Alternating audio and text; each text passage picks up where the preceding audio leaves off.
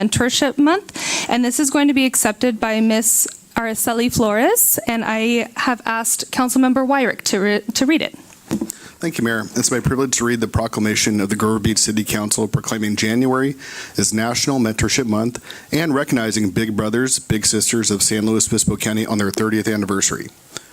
Whereas Big Brothers Big Sisters of San Luis Obispo County's mission is to create and support one-to-one mentoring relationships to ignite the power and promise of you. And whereas Big Brothers Big Sisters of San Luis Obispo County has provided 30 years of life-changing mentoring programs that promote education, healthy relationships, positive self-esteem, and lifelong growth. And whereas Big Brothers Big Sisters volunteer mentors has improved the lives of more than 4,000 local children since opening in 1995. And whereas Big Brothers Big Sisters mentoring programs are an evidence-based prevention program with statistically significant effectiveness at reducing drug use and violence and improving youth mental health and academic performance. And whereas 98% of children in Big Brothers Big Sisters programs graduate from high school and 75% continue with their post-high school education. And whereas volunteer mentors and professional staff support family wellness and ensure that child safety standards are met. And whereas Big Brothers Big Sisters of San Luis Obispo County's volunteers invested over 19,200 hours of volunteer time in 2024, which is valued at $643,008 by the independent sector. And whereas Big Brothers Big Sisters of San Luis Obispo County has been honored with numerous awards by Big Brothers Big Sisters of America, including the prestigious 2023 Growth Award. Now, therefore, be it resolved that the Grover Beach City Council does hereby officially recognize the month of January as National Mentoring Month and Big Brothers and Big Sisters of San Luis Obispo County on their 30th anniversary year for the quality youth mentoring programs that they provide for the children and families in Grover Beach and the County of San Luis Obispo. All right, Ms. Flores. Good evening, everyone. First, I want to express my heartfelt gratitude to Cassie D. and the City Council for this proclamation. National Mentor Month holds special meaning, not just for me, but for all of us who believe in the power of mentorship. Mentorship is more than just offering guidance. It's about building connections, nurturing growth, and empowering youth to reach their fullest potential. It's about being a steady presence in someone's life, whether it's showing them a new perspective, providing a word of encouragement, or offering a helping hand during difficult times. I've been fortunate to witness the transformative impact that a strong mentorship relationship can have, not only on those that we mentor, but also on ourselves. Through these relationships, we become better listeners, learners, and leaders. We realize that every conversation, every shared experience has the power to shape a life. I want to honor all of the mentors and mentees in our community. To the mentors who give us their time and hearts, and the mentees who embrace the lessons and opportunities with open minds and courage. Together, we create a ripple effect that reaches beyond individuals and into our neighborhoods, schools, and organizations. The work we do today echoes into the future, helping us create stronger, more connected communities for years to come. Finally, I encourage everyone to consider being a mentor in this new year. Remember that each of us has the ability to make a difference. You don't have to have all the answers to become a mentor. You just have to be willing to listen, share, and walk alongside someone as they grow. It truly takes little to be big. Thank you again for this important proclamation. I look forward to continuing our work together to support, guide, and inspire the next generation of leaders. A big thank you to you all. Thank you so much. All right. You want to come up here for a picture? Yeah. Thank you so much. Appreciate that.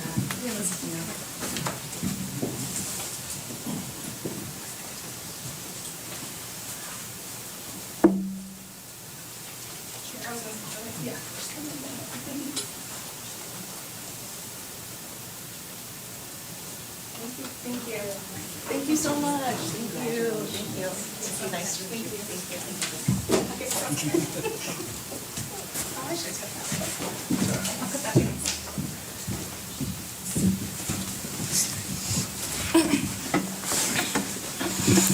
All right. Thank you so much, Ms. Flores. We recognize all the work that Big Brothers Big Sister does all the time, and we know that you have such a big place in our community. So the next thing that we have on our ceremonial calendar, we have a couple of awards from the city. And what we'll do is both presentations, and then we'll come up and take a photo with everybody, okay? So we will first start with City Manager Bronson. Thank you, Mayor D. Good evening to you and to the council, and Happy New Year to you as well. We're delighted to recognize some of our wonderful city employees this evening at the beginning of the year. It's always a great opportunity to recognize the accomplishments and performance of our great city staff. The first award that we are recognizing is our overall 2024 City Employee of the Year. This is our most prestigious recognition for an employee who really goes above and beyond to provide service to the community over the past year. And the room gets dark. For dramatic effect. The recipient models organizational principles such as providing exemplary services, encouraging innovation and constant improvement, and strengthening community connections. This past year, there were 9 employees nominated for our Employee of the Year award from 4 different departments. It's a bottoms-up process where employees are asked to nominate their teammates or folks across the organization. We review all those at the executive team level and make a decision from there. We had a great list of nominees and very difficult process given the caliber of who was nominated and what they've done to support the organization. After much deliberation, I'm pleased to announce that Administrative Services Account Technician Celine Talise is our 2024 Employee of the Year. I have a little bit to say about Celine. She's our lead with utility billing and played a key role in handling the transition of our utility billing system in financial systems this past year. She worked with our vendor to successfully migrate over 8,000 customer accounts, validate and ensure that any discrepancies were resolved, and work to address issues related to the migration, processing, and underlying system issues that do arise when you transition from one system to the next. It's a lot of back-end integration that perhaps customers don't always see, but it's vital to making sure our systems are working properly in a significant transition like we've done this past year. She also was in the lead role working with customers on changes in utility billing, of which there were a number over this past year.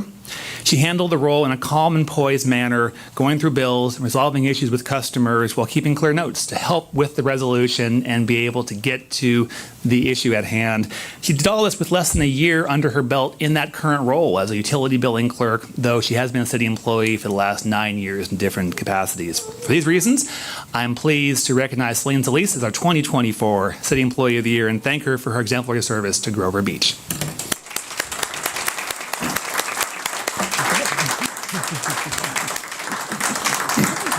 Do you want to come up and say anything? No. Where? At the podium. I was very shocked when I was chosen, and I just want to say I'm thankful that I work for the city and I work with great people and for all the residents of Grover. It's a fulfilling job. I love it, and another 9 years, I hope. Thank you. Perfect. Thank you. Council members, did you want to say anything at all? Yeah. Just want to thank you for all your hard work. I know it's not easy sometimes, but we really appreciate it. Thank you. Congratulations. I just want to thank you for that warm, smiling greet that you give everyone as they come in and you're working with them, and thank you for that kind of smile and dedication. We appreciate you very much. And of course, to echo my colleagues up here, absolutely. Thank you so much for everything that you've done. And moving forward, and your history here is just absolutely incredible. And your dedication to our community is amazing. So thank you so much. All right. And the next award that I get to recognize is a 30-year service award. We do recognize level of service at our annual employee end-of-year event, 5 years, 10 years, 15 years, 20. 30 years is truly extraordinary. That is a tremendous amount of dedication and commitment to this organization, to Grover Beach, and I'm delighted to recognize a 30-year service award this year for Cesar Zarate, Public Works Supervisor, and I have a few things to say about Mr. Zarate. He has shown an unwavering dedication to Grover Beach throughout his 30 years. I've had the privilege of working with him for my 8 years here, and I have seen his can-do spirit, his attitude, his unwavering commitment each and every day. He does everything he can do with our crew and our public works team and other departments to help keep our infrastructure well maintained. His institutional knowledge is tremendous. What he knows about parks and water valves and sewer lines is just truly extraordinary.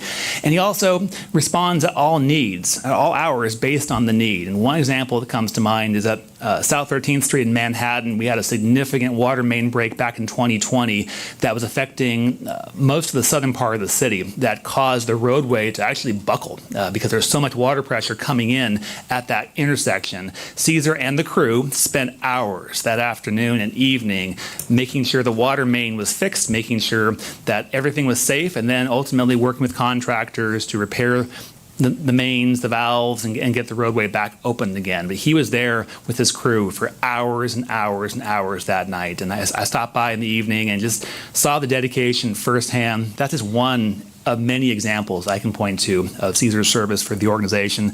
So come rain or shine, hot days or high water, Caesar has been there for our community and organization, and we look forward to his continued service to our city. Caesar, thank you. Thank you. Would you like to come up and say anything?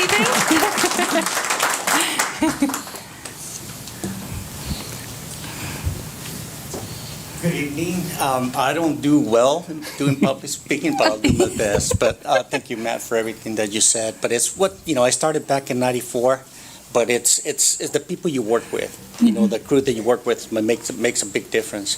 Again, this is a great organization to work with and work for, so I enjoy every minute. So like Celine said, I look forward for many more years. Again, thank you, and I appreciate, Matt, everything you said. Thank you. Thank you. Thank you, Caesar, for all your hard work and your dedication to long hours. I know it can be tough sometimes, but we really appreciate your hard work. Thank you. And I want to thank you too, Caesar. All the work that Public Works does, not every resident knows what's going on, but you all keep things going smoothly, and then when something doesn't go smoothly, you're all there too. I've seen it way too many times over the years, so thank you in particular. Caesar, thank you for an amazing 30 years. You touched base about your team. I hear family in that. And after 30 years, I think you are family. Thank you again. Yeah, again, thank you so much for your dedication to this community. I mean, 30 years is a long time. That's my entire existence. So it's amazing to be for an organization for that long, and your loyalty is incredible. It's a huge milestone, so thank you so much. All right, now we will call on Chief Monroe for our Officer of the Year, Employee of the Year, and the Medal of Merit recipient. Good evening, Mayor, Council. This is Jim Monroe, your police chief. Thank you for having us here tonight. I am proud to be standing next to three of Grover Beach's finest. I'd like to say a little something about each of them. Tonight we'll talk about our Employee of the Year, our Officer of the Year, and a Medal of Merit Award recipient. I'll start with Tracy Levesque. She is our Employee of the Year, and that's for all of our employees that are not sworn police officers. I will say for both Employee and Officer of the Year, those are chosen by our staff members themselves. They're nominated and then voted, and so their peers are why they are currently standing up here, along with, of course, the good work that they do as well. So I'd like to introduce Property and Evidence Tech Tracy Levesque. She's been with the City of Grover Beach since November of 2017. She is the first face you see when you come into the police department, her and her partner, Luis. And I will say, from just having an office right across the way, she is the epitome of customer service. She does her best to please those that come in. As you know, not everybody that comes in is always pleased with us, but Tracy does a really, really nice job. Just this year, she handled a 2024 property room audit where they went and audited every single piece of property in the property room. Our outside auditor was absolutely impressed with the work that Tracy and Luis both do, but that was just another reason why she's here with us today. Tracy's coworkers say she's a team player, provides excellent customer service, and to the staff members along with the police department. She stays active with our department. If you come to any of our community events, Tracy is usually always there. She is a Central Coast native and lives in the area as well. She does an excellent job. She's caring, compassionate, thoughtful person, and she takes pride in her job. And she cares for those that she works with. And she really does mentor, take care of all of the officers, all the staff within our building. And so for that, she was voted the 2024 Grover Beach Police Department Employee of the Year, and that is Tracy Levette.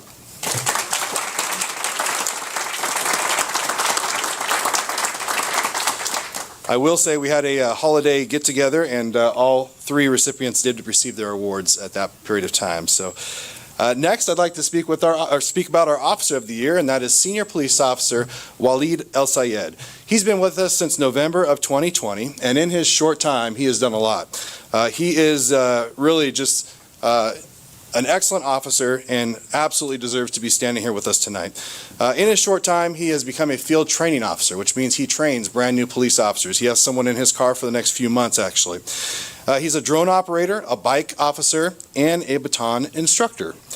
Senior Police Officer El Sayed consistently leads the department in proactivity. That means he's out there and conducting enforcement contacts, enforcement stops, and doing community policing, really more than a lot of our officers, and he does a great job with that.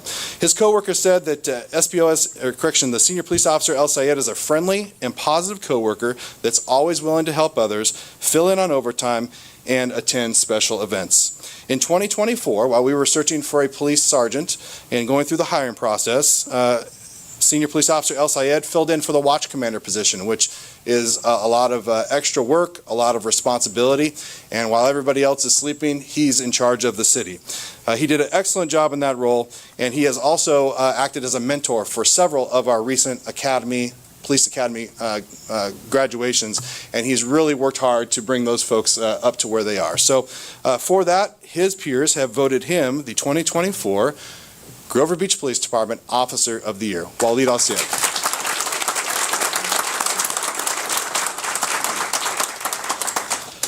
And last but certainly not least is a recipient of a Medal of Merit. The Medal of Merit is not something that's given out often. In fact, only 3 people in the history of Grover Beach have received this award. Detective Ruiz will be now the 4th. Prior to walking over here with his family present and all of his coworkers, he was able to add his name to the perpetual plaque in our hallway, and it will be there until it's not there anymore. So rather than trying to explain what happened, I'll just read the email that I received from the CHP supervisor. On August 24th, 2024, at approximately 10:59 p.m., the California Highway Patrol received a call of an injury accident on State Route 41 just south of Cripple Creek. That's up in the North County. The involved vehicle was a 2015 Colorado pickup, which had driven off the roadway and into a ditch. A Good Samaritan who was driving by was flagged down and stopped to assist, and that Good Samaritan was off-duty Grover Beach Police Detective Joshua Ruiz. He did not hesitate to stop and immediately ran over to the involved vehicle and noticed the vehicle was on fire.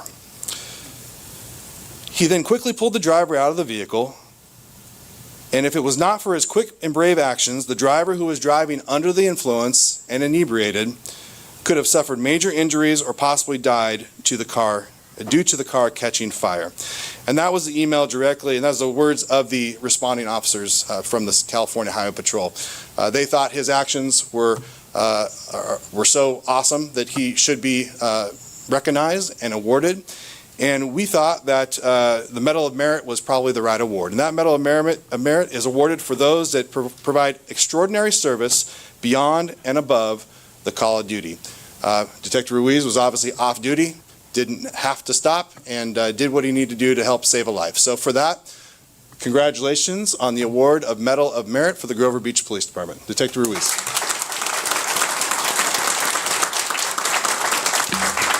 And with that, I'd ask them to say something, but I already know what all 3 of them are going to say, and they've already told me no. So Okay. we'll be happy to take a photo if you would oblige, and thank you for allowing us to be here tonight. Can we see something first? And then- Absolutely, okay, please go do. ahead. All right.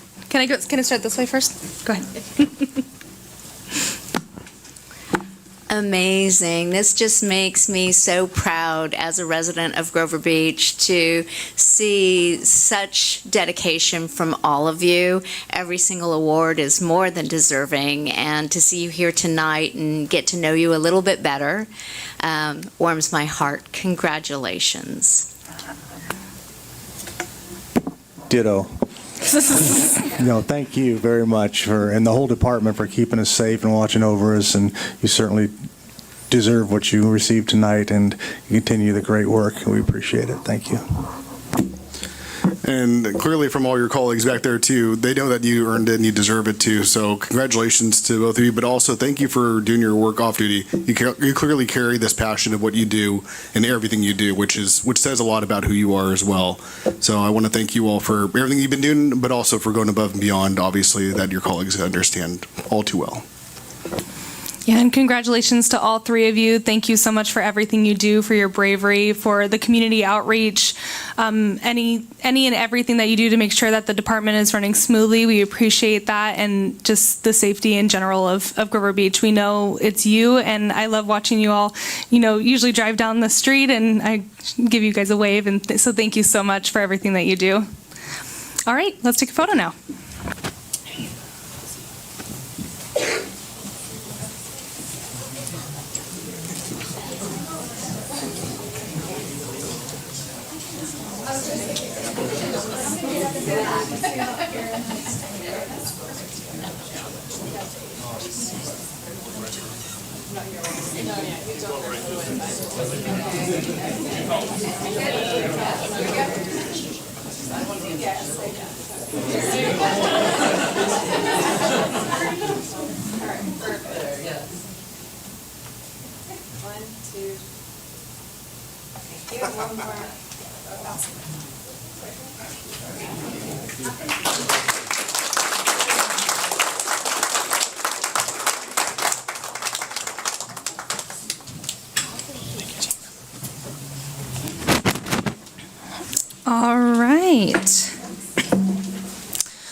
All right, we do not have any presentations tonight, so I will now open up public communications. During this time, the council will allow public communication with additional communication, if necessary, allowed after the regular business items. Any member of the public may address the council for a period not to exceed 3 minutes total on any item of interest within the jurisdiction of this council. The council will listen to all communications. However, in compliance with the Brown Act, the council cannot act on items not on the agenda.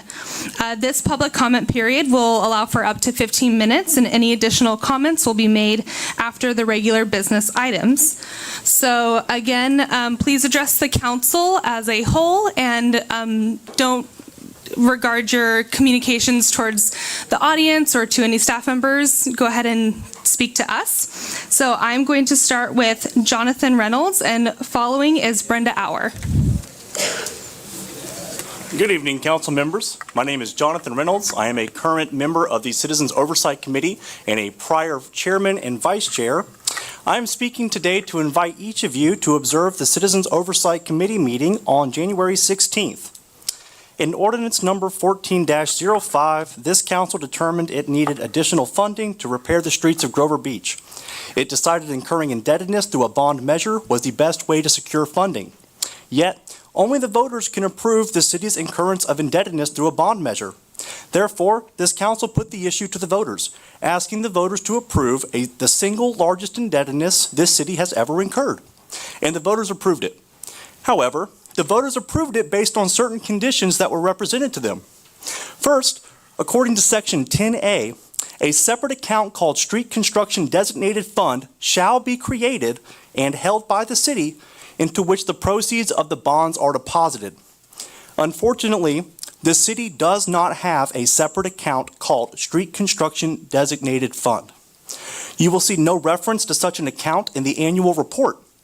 And when the city staff was asked to provide bank statements demonstrating all of the bond proceeds were deposited into a segregated account, they refused to provide the same.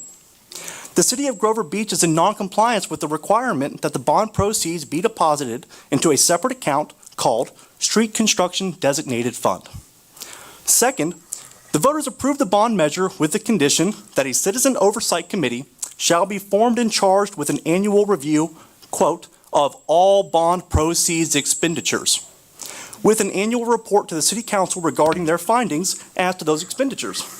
However, the city did not this year provide us any evidence at all of the bond proceed expenditures. Zero. In prior years, they provided us with a transaction report that was generated from the QuickBooks file. And in that report, although it was indecipherable, we could at least see certain line item expenses and inquire about the same. This year, our city management unilaterally decided to withhold the transaction report, rendering us wholly unable to review K-14 bond proceed expenditures in compliance with the law. Because the committee has no bylaws, the committee is managed by the subject of its oversight, the city staff. This is a perversion of interest, political science 101. The committee meets as the city staff determines is appropriate, and the meetings proceed as the city staff dictates. As a member of the Oversight Committee, I represent to you that I'm the only member during the last 4 years that has ever reviewed the expenditures provided and examined city staff about whether those expenditures were in compliance with K-14. A recording is available on the city's YouTube page for reference. Rest assured, the committee as an entity is not conducting any oversight, and thus, if the 5 members of our city council are not reviewing the expenditures to determine K-14 compliance, then there is no oversight happening at all. Thank you so much for your comments. All right, Ms. Brenda Auer.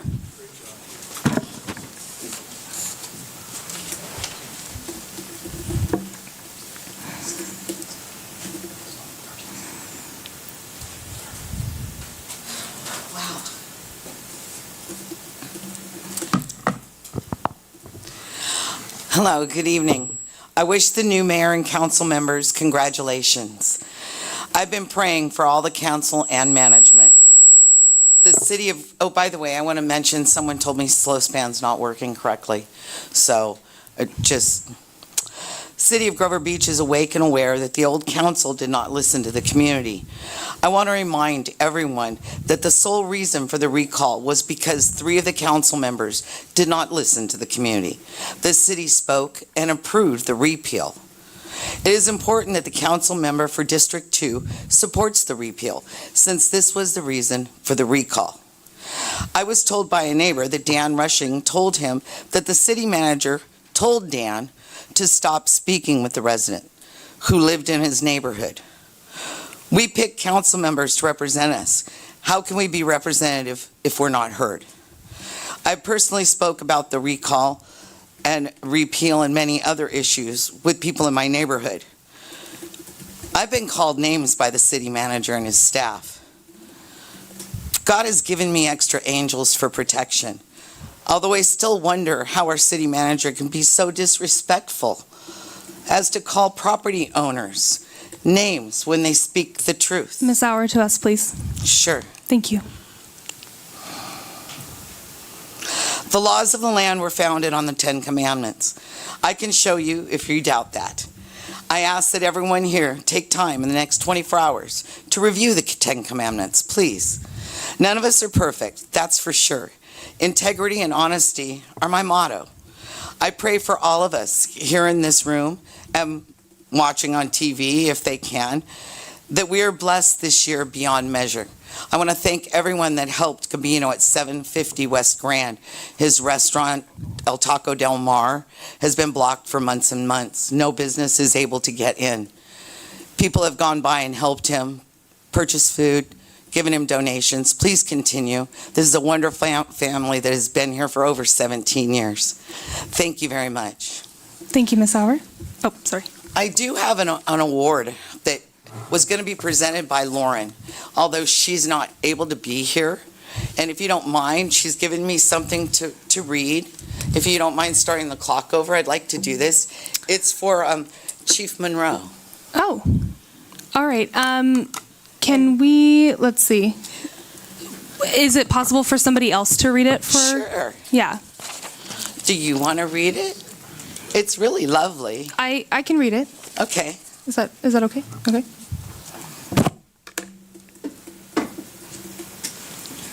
What I'm going to do is I'm going to complete this, and then we'll go to the line. I'll close public comment, and then I'll read it, okay? You've got it. I'm going to leave this right here. Thank you. All right, so Ms. Westfall is not here. Is that what I'm understanding? She's not feeling well, so she was watching online. She might be on the phone. Okay, we'll check on the phone line in a second, okay? Okay, I'll check after all this, okay? Okay, thank you. All right, thank you.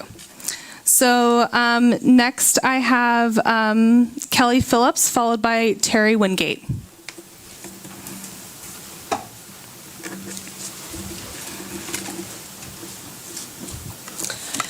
Hello, Mayor and Council, City Council members. My name is Kelly Phillips. I'm a resident in District 4 and work for a small business in District 3 on the eastern border of the current West Grand Avenue Corridor project. I'm the only Grover Beach registered voter at this small business, so volunteered to attend this evening. On January 11th, the Tribune published an article that was not a surprise but still shocked me. The headline read, "Two Grover Beach restaurants say road work is forcing them to close for good. Could others follow?"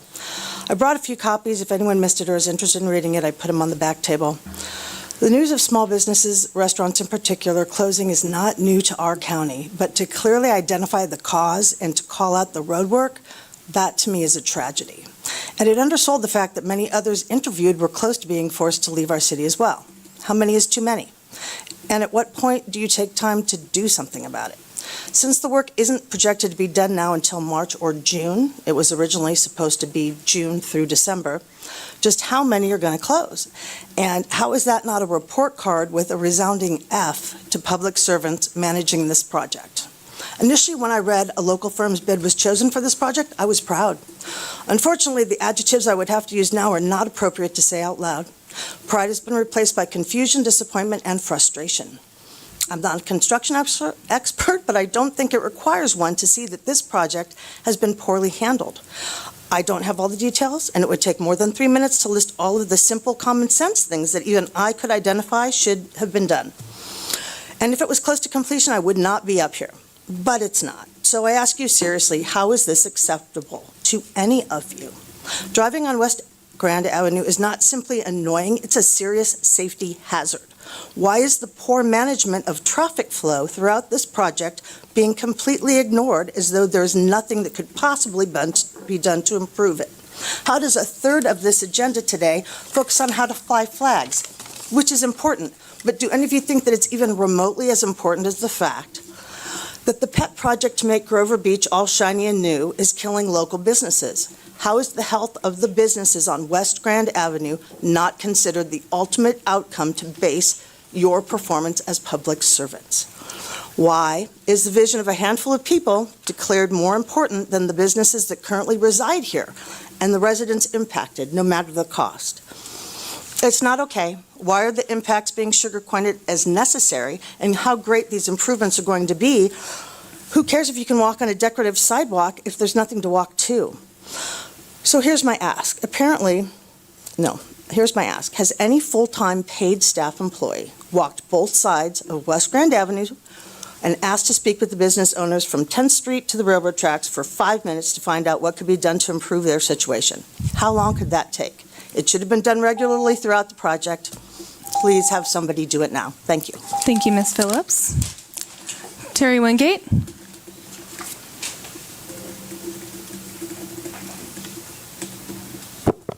Good evening. Hello, Mayor Pro Tem, and City Council members. I'm Terry Wingate, been a resident for quite a few years. I've already forgotten how long. I currently lead a team for the Grover Beach area of the AARP tax aids. Basically, we provide free tax assistance each year from February through April 15th, 16th, whatever the date is. Last year, I came before the council because the fees for nonprofits were raised. Actually, I think at that time, I figured it would cost us about $8,000 because we don't have money for that. We are a nonprofit, a portion of the ARP nonprofit side. I was personally responsible for coming up with that, so I put in a plea for, I believe it may have been called rescission or abatement of the rental fee, and so I'm doing the same for this year. We we basically had, let me check on that.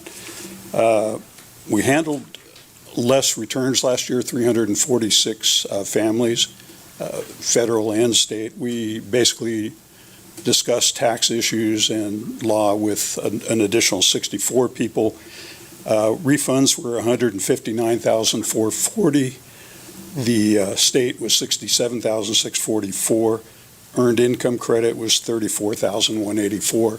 So basically, we provide a free service mainly for the poor and for the elderly. So I'm requesting once again, if possible, to have those fees reduced. And that would be it. Thank you. I appreciate your attention. All right, thank you, Mr. Wingate. Okay, and it looks like Stacy Korsgaden.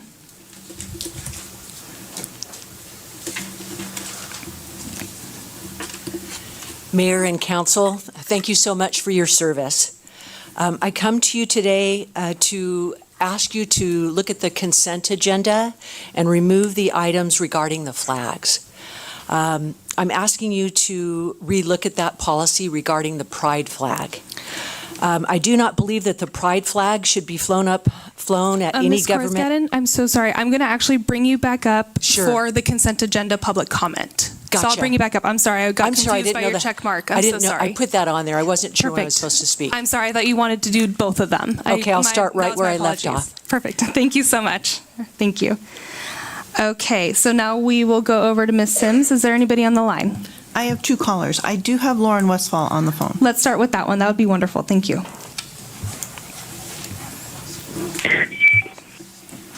Thank you, Mayor and council members. Sorry, didn't actually think you guys knew I was on the phone. Thank you, Ms. Westphal. Sorry I wasn't there tonight.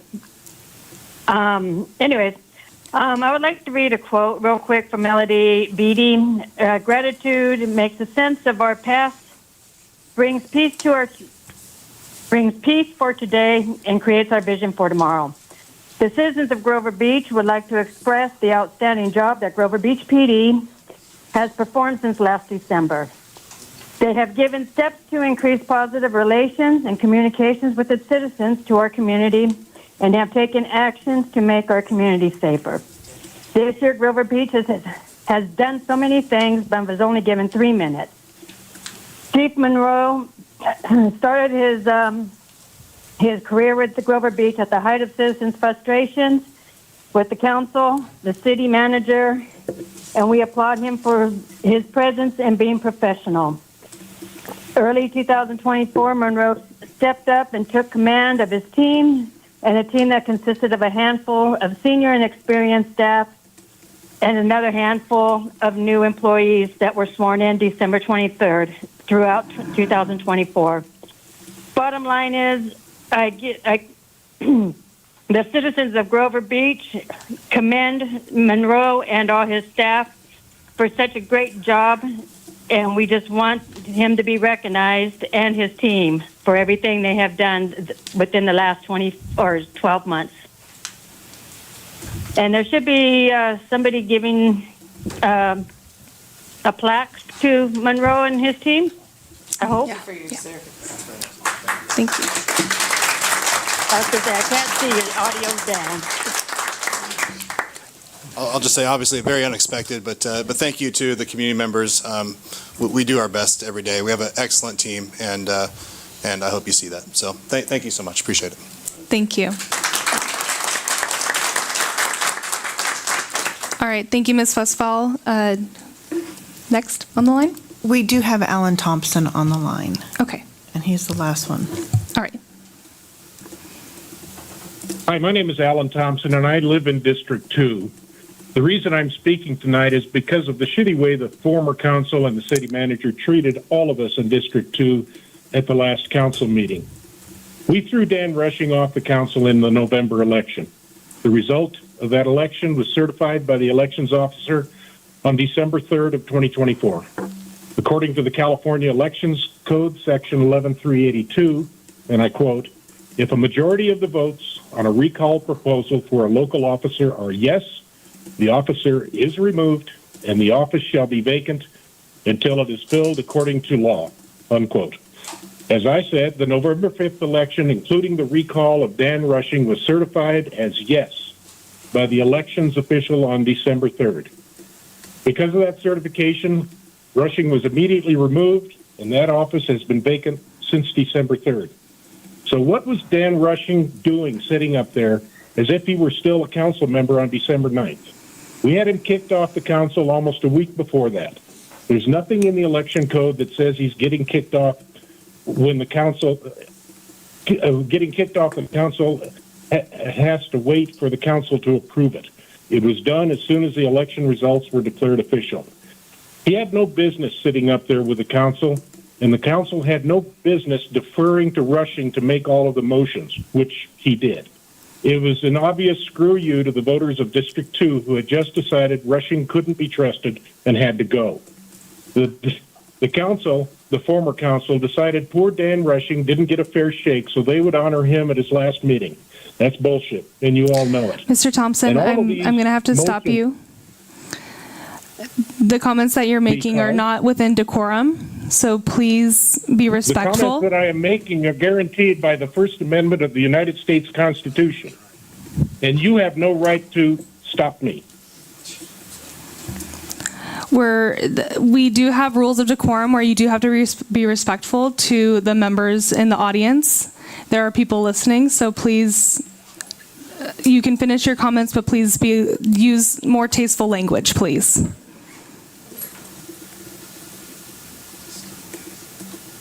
That's wrong what you just did. Please restart the clock. I didn't stop the clock. You can keep going. All of those motions that Rushing did make are arguably invalid, and the minutes from that meeting should not be approved.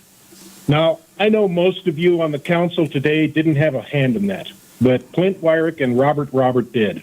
What you two did was just plain wrong. Also, what the city manager did was wrong when he praised Dan Rushing for being such a great councilman when we, the voters, had just kicked his butt off the council for being a bad councilman. Bronson, just who in the hell do you think you are? All right. Thank you, Mr. Thompson. Thank you very much. Wait a minute. My time. All right. So now there's nobody else on the line, correct? All right. So I will go ahead and close public comment. Now we will move on to the consent agenda. So the following routine items listed on the consent portion of the agenda are scheduled for consideration as a group. I will now open the public comments on the consent agenda. So Ms. Korsgaden, if you'd like to join us again. My apologies again. I'm so sorry. Thank you, Mayor. Thank you, Council, for your service. Greatly appreciate it. I am here today to ask you to consider not flying the pride flag. I would like to explain it from my heart. To be clear and fair, the only flag I believe that should be flown is the flag that represents all of us. The United States flag, the state flag, and here the city flag.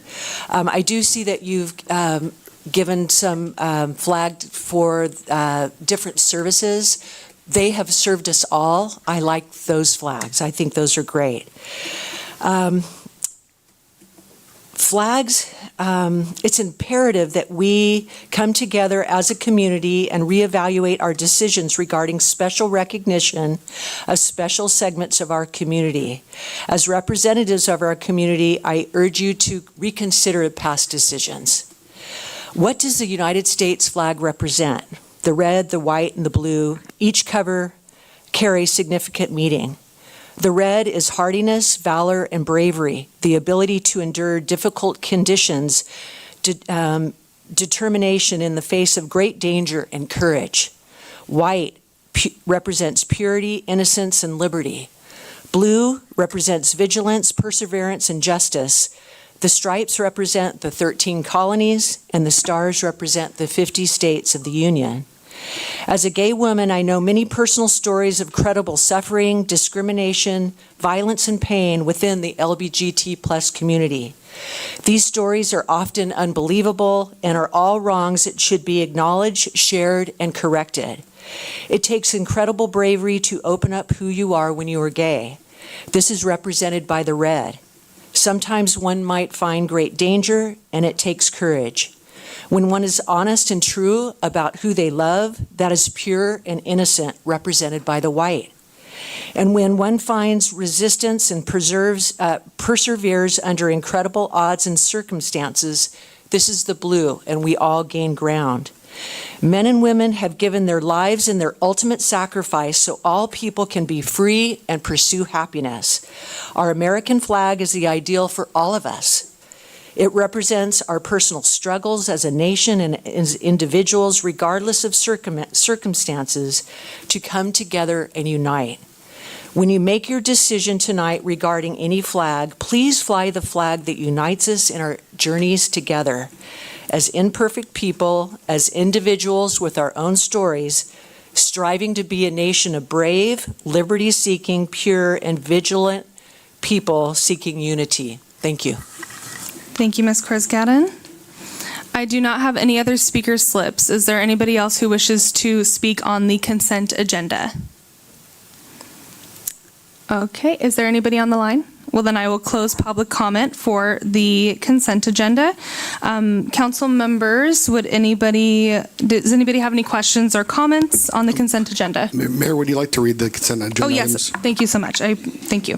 So the consent agenda, items 4 through 7, are the minutes of the City Council meeting on Monday, December 9th, 2024, the resolution authorizing display of specified commemorative flags, annual approval of the City of Grover Beach investment policy, and the resolution to accept the 2025 Traffic Report Improvement Project Grant Award. Thank you, Councilmember Wyrick. Does anybody have any questions or comments? Okay, if not, may I please have somebody make a motion to approve the consent agenda? Sure. I'll move to adopt the consent agenda as presented. Can I have a second?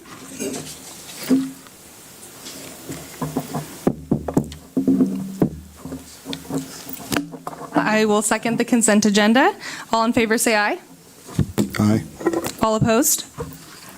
No. Is Aye. aye? Okay. So we have 3 ayes and 1 no? Is that correct? All right, so that motion carries. Now we will Actually, move. Mayor, I do have to do a roll Oh, call. I'm so sorry. Oh, roll call vote. I'm sorry. It's at the very bottom. My apologies. Not a problem. All right, roll call vote. Councilmember Wyrick? Yes. Mayor D? Yes.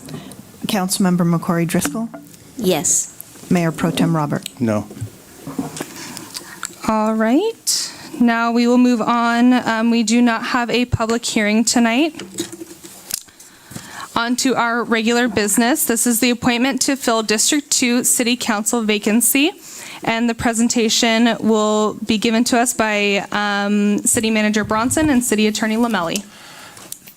Thank you, Mayor. I'll be just verbally going through what's in the staff report for the process that's before the council this evening. So what's before you is to make an appointment to fill the District 2 City Council vacancy following the recall of District 2 Councilmember Daniel Rushing. This seat will be ending in December of 2026. So upon your appointment this evening, should you make one, then that individual will be a council member through December of 2026. So pursuant to the council's direction back on December 9th, we asked the community for applications to be submitted by January 3rd. We received 11 qualified applications by that deadline. And at this time, we have 8 interviews scheduled with the council as 3 individuals, Nicole Moore, Scott Steele, and Braden Beck, did drop out before the meeting this evening. So those 8 individuals are before you tonight, and similar to the past practices of filling council vacancies, we do have a recommended process that's before the council. We would have the applicants interview one by one, and we've done a random order of the applicants. So the first person would be here in the room, the others would be asked to be in the conference room and wait until they're brought out one by one. We do ask that the questions be kept at one time with the applicant here in the room, so that we do turn off the TV in the conference room so that each interviewee has the same process before them in answering questions from the council. We do, and then after they do the interview, they are invited to stay in the council chamber after that. The questions are all the same for all the applicants. Each applicant will start off by providing a 2-minute overview about themselves and why they're interested in serving on the City Council, followed by questions from the Council. Following all the interviews, there is an opportunity for public comment on this agenda item consistent with other Council agenda items. This is an opportunity for the public to provide comments about one or more candidates. So following the interviews, then the Council has flexibility in the actual process used for the appointment. A past practice of the Council has been to identify a list of finalists through identifying individually your top 3, top 4 of the group of interviews that you see. And then from there, if the Council wishes to ask a final question of each of the finalists, you may do so. That is your prerogative as a Council. And also the Council can use a different process as you see fit. Ultimately, what is required is a motion that is seconded and receives at least 3 votes for an appointment. Once that is made, then that individual will be rendered the oath of office immediately, signing the necessary paperwork and joining you all on the dais at that point forward. We would be scheduling a new council member orientation this week in preparation for the January 27th council meeting, and there is a new council member academy coming up in Sacramento in actually a week, and then also one in Los Angeles that we try to have the individual join as part of the orientation process. So again, staff is recommending, pursuant to your direction, that you conduct interviews of candidates and you make an appointment tonight as part of your process, and staff is open to any questions you may have. All right. Wonderful. Thank you, City Manager Bronson. So does anybody have any questions first?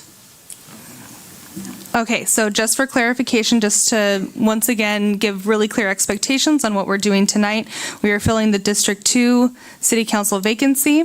In a moment, our applicants are going to go into the conference room. We will bring them up one by one. Every member will get the same questions, and then we will, after everybody's all done, then we will open up public comment. At that time, you will be able to speak. If you are District 2 or any other public comment, you'll be able to speak your mind and give us your input. And then after that, the council will discuss and pick the top 3 members that we would like to come back for an additional question. And then we will discuss from there. Okay? Perfect. Just a quick clarification then. So as far as when the applicants do their interview, are they allowed to sit in the audience, or would they be requested to go back in the room? They will be able to stay here. Okay, perfect. All right. So with that, I think we will have all of our applicants join Chief Monroe, except for Mr. Joseph Holmes. You can stay. Can someone check on C-SPAN, or there are people that are not able to watch? Okay. And thank you. Okay, good. Okay. Thank you.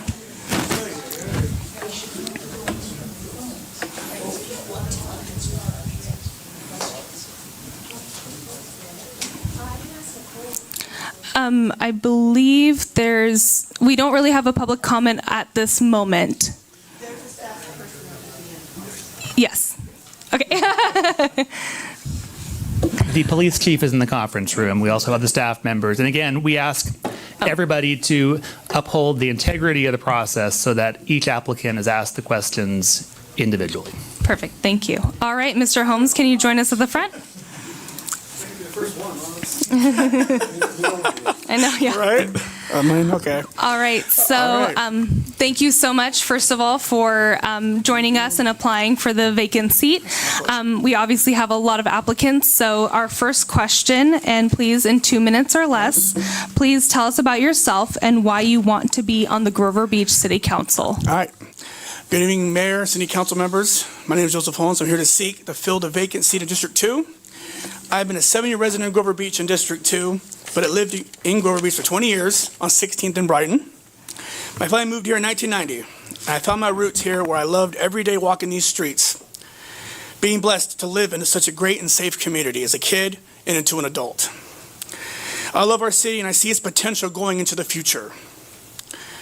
I have followed Grover Beach City Council meetings for 20 years, sitting in front of mayors, council members at coffee shops, so I've learned a lot from different mayors who've sat up there and council members, and learning the process and what the city council is about. Just as a citizen, I was just intrigued with it back then, and I've just been intrigued ever since. It's been a long time goal for me to sit in this prestigious council seat and be able to serve this great community and be able to serve these citizens to interact with our community. Transparency is something that we must continue to do and open our doors to our citizens and hear their ideas and input, because we do serve them. And I believe we can do that and continue to move forward in the future with that. I believe I can be a good presence on this council and bring my goals and visions and ideas with our amazing staff to move forward Grover Beach into the future. Public safety, engaging with our citizens, and developing an economic safe scale are one of my main goals for Grover Beach. That's, the city's done a great job with as it is, but we can just do a little bit more and move forward. So I thank you for the time, and I respect all of you. You're all doing a great job. So thank you. Wonderful. Thank you. Okay. Mayor Pro Tem Robert.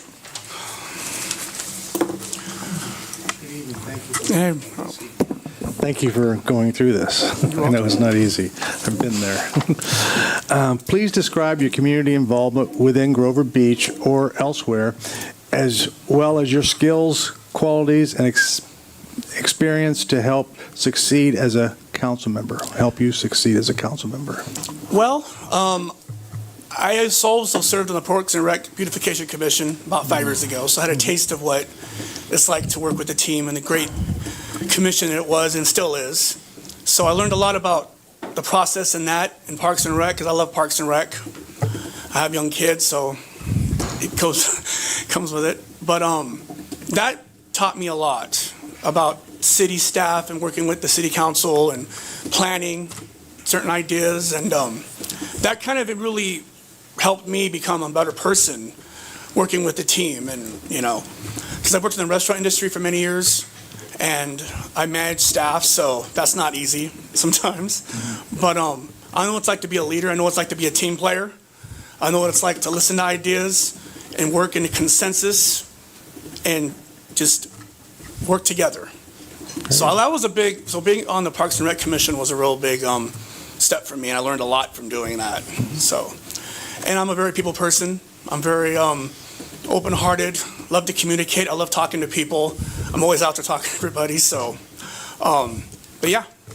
Very good. Thank you. You're welcome. So the third question is, what do you see as the biggest issues facing Grover Beach, and what is the role of the city government in addressing these issues and serving the community? That's a good question, Clint. Well, the big issues right now, as we can see, is water. It's infrastructure. It's streets. It's our tourism growth, getting business retention coming in here. The streets, I believe, are really a big important right now because, they're getting built right now. The K-14 SB1 funds have shown that when they passed that bond. I think homelessness is improving in that area. We get the tiny cabins were a great idea, and it's really helped the community. People are getting housed. I think, one of the big goals right now, I believe, is housing right now, because we got development on 13th Street, which has become a great thing. It's going to be a great thing for the city. So I see housing and homelessness and our streets, which I believe are all doing great in that area, but I can do more. But I see a lot of great things happening with all that. So hope that answers your question, Clint. Okay. Thank you. Okay, question 4. City Council has adopted a citywide governance policy affirming the importance of making policy decisions for the entire city. As a District 2 council member, how would you balance the roles of representing your district within the context of citywide governance? Well, if you're on the city council, I believe you represent everybody, all the citizens in this city. The taxpayers, everybody, the homeowners, the residents, the business owners. I think when you look at districts, because people have asked me that districts, those are the only people you represent. That's not the case. You represent everybody. Yeah, you're in that district, but you have to look at the whole entire city and other districts, what they're doing. And I think if you isolate yourself with that, it's really not, you're just not paying attention to everything else. I believe you serve on there to serve everybody, to serve all the city, all the community. Your district is important because it's your district. They vote for you, but you have to pay attention to what's really going on everywhere and work with other council members in other districts that they represent. So I would say, yeah, you have to look at everything right now and just the whole entire city and just focus on what you can do representing your district for everybody. Thank you. Your final question. Is there anything else you'd like to add? Yes, I would. I would like to thank you, Mayor D, and council members for your time. I really love Grover Beach, and I love this city. I've been here most of my life. I've seen it grow and continue to grow from when I was 8 years old, playing on the street, to now. You know, I believe my heart and soul is in this city, and I've seen it. I've seen so much change from sitting in here at home, meeting past council members and learning so much. I've learned so much from past people who've sat up there and became good friends. And they've educated me because I didn't know anything about it before I was 23 years old.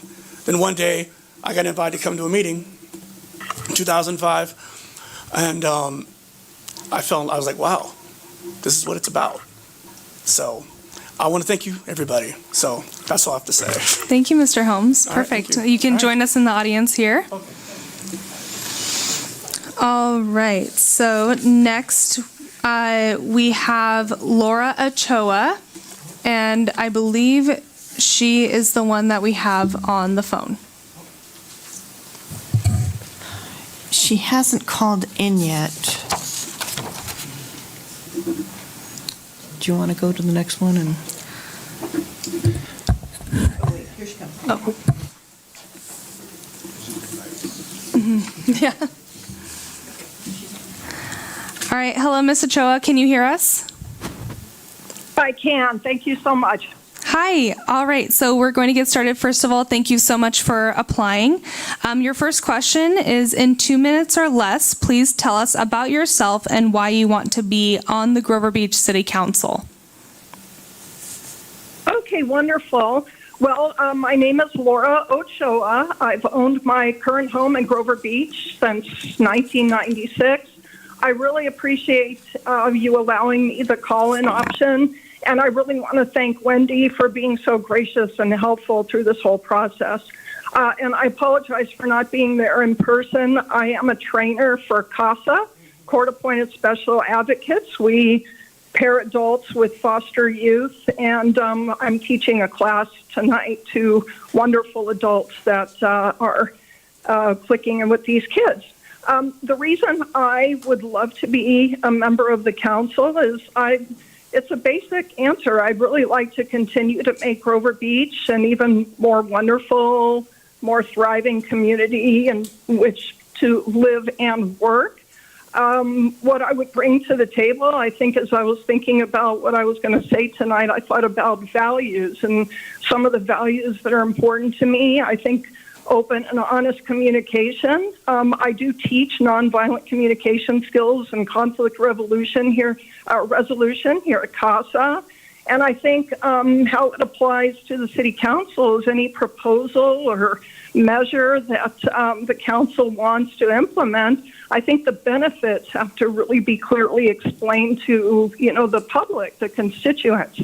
I like to focus on what's working, like road repairs in progress. I live on Newport Avenue, and I just love sitting on my deck outside. I watch families walking back and forth and people riding their bikes in the bike lane, and it's just so enjoyable, and it's been such a successful project, and I just love living on that street. So, I can see the what's happening and the solutions implemented of the council's previous work. So I really appreciate that.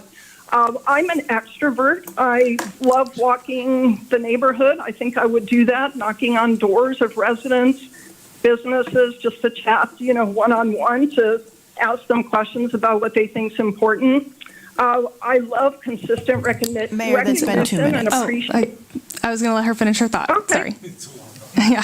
Oh, yeah, just. We do have some other questions. I think is, sure, I love our train station. That's something not even Pismo Beach has. Oh, and I thank think you. there's tremendous potential for city focus. Thank you.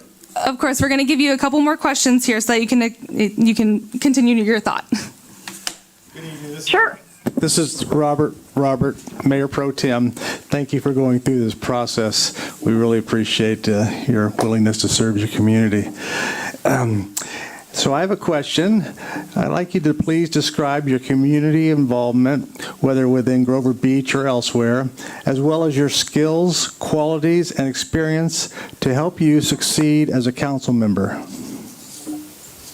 Oh, excellent question. Nice to virtually meet you, Robert. Yeah. So I've had a lot of experience. I think you have copies of my resume. I was the president of my Rotary Club a couple years ago. I'm still in the Rotary Club here in SLO.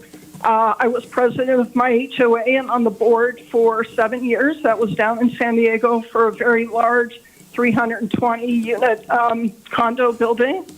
I have lots of different skills. I have written several speeches for vice presidents and CEOs. I have delivered several talks.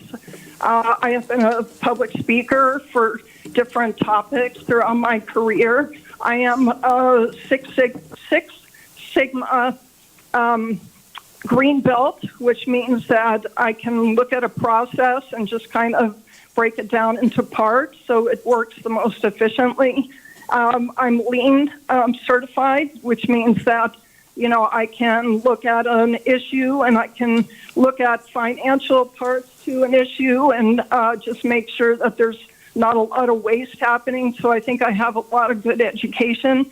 I do have my MBA from Pepperdine, so I'm very familiar with finances and the way that boards run.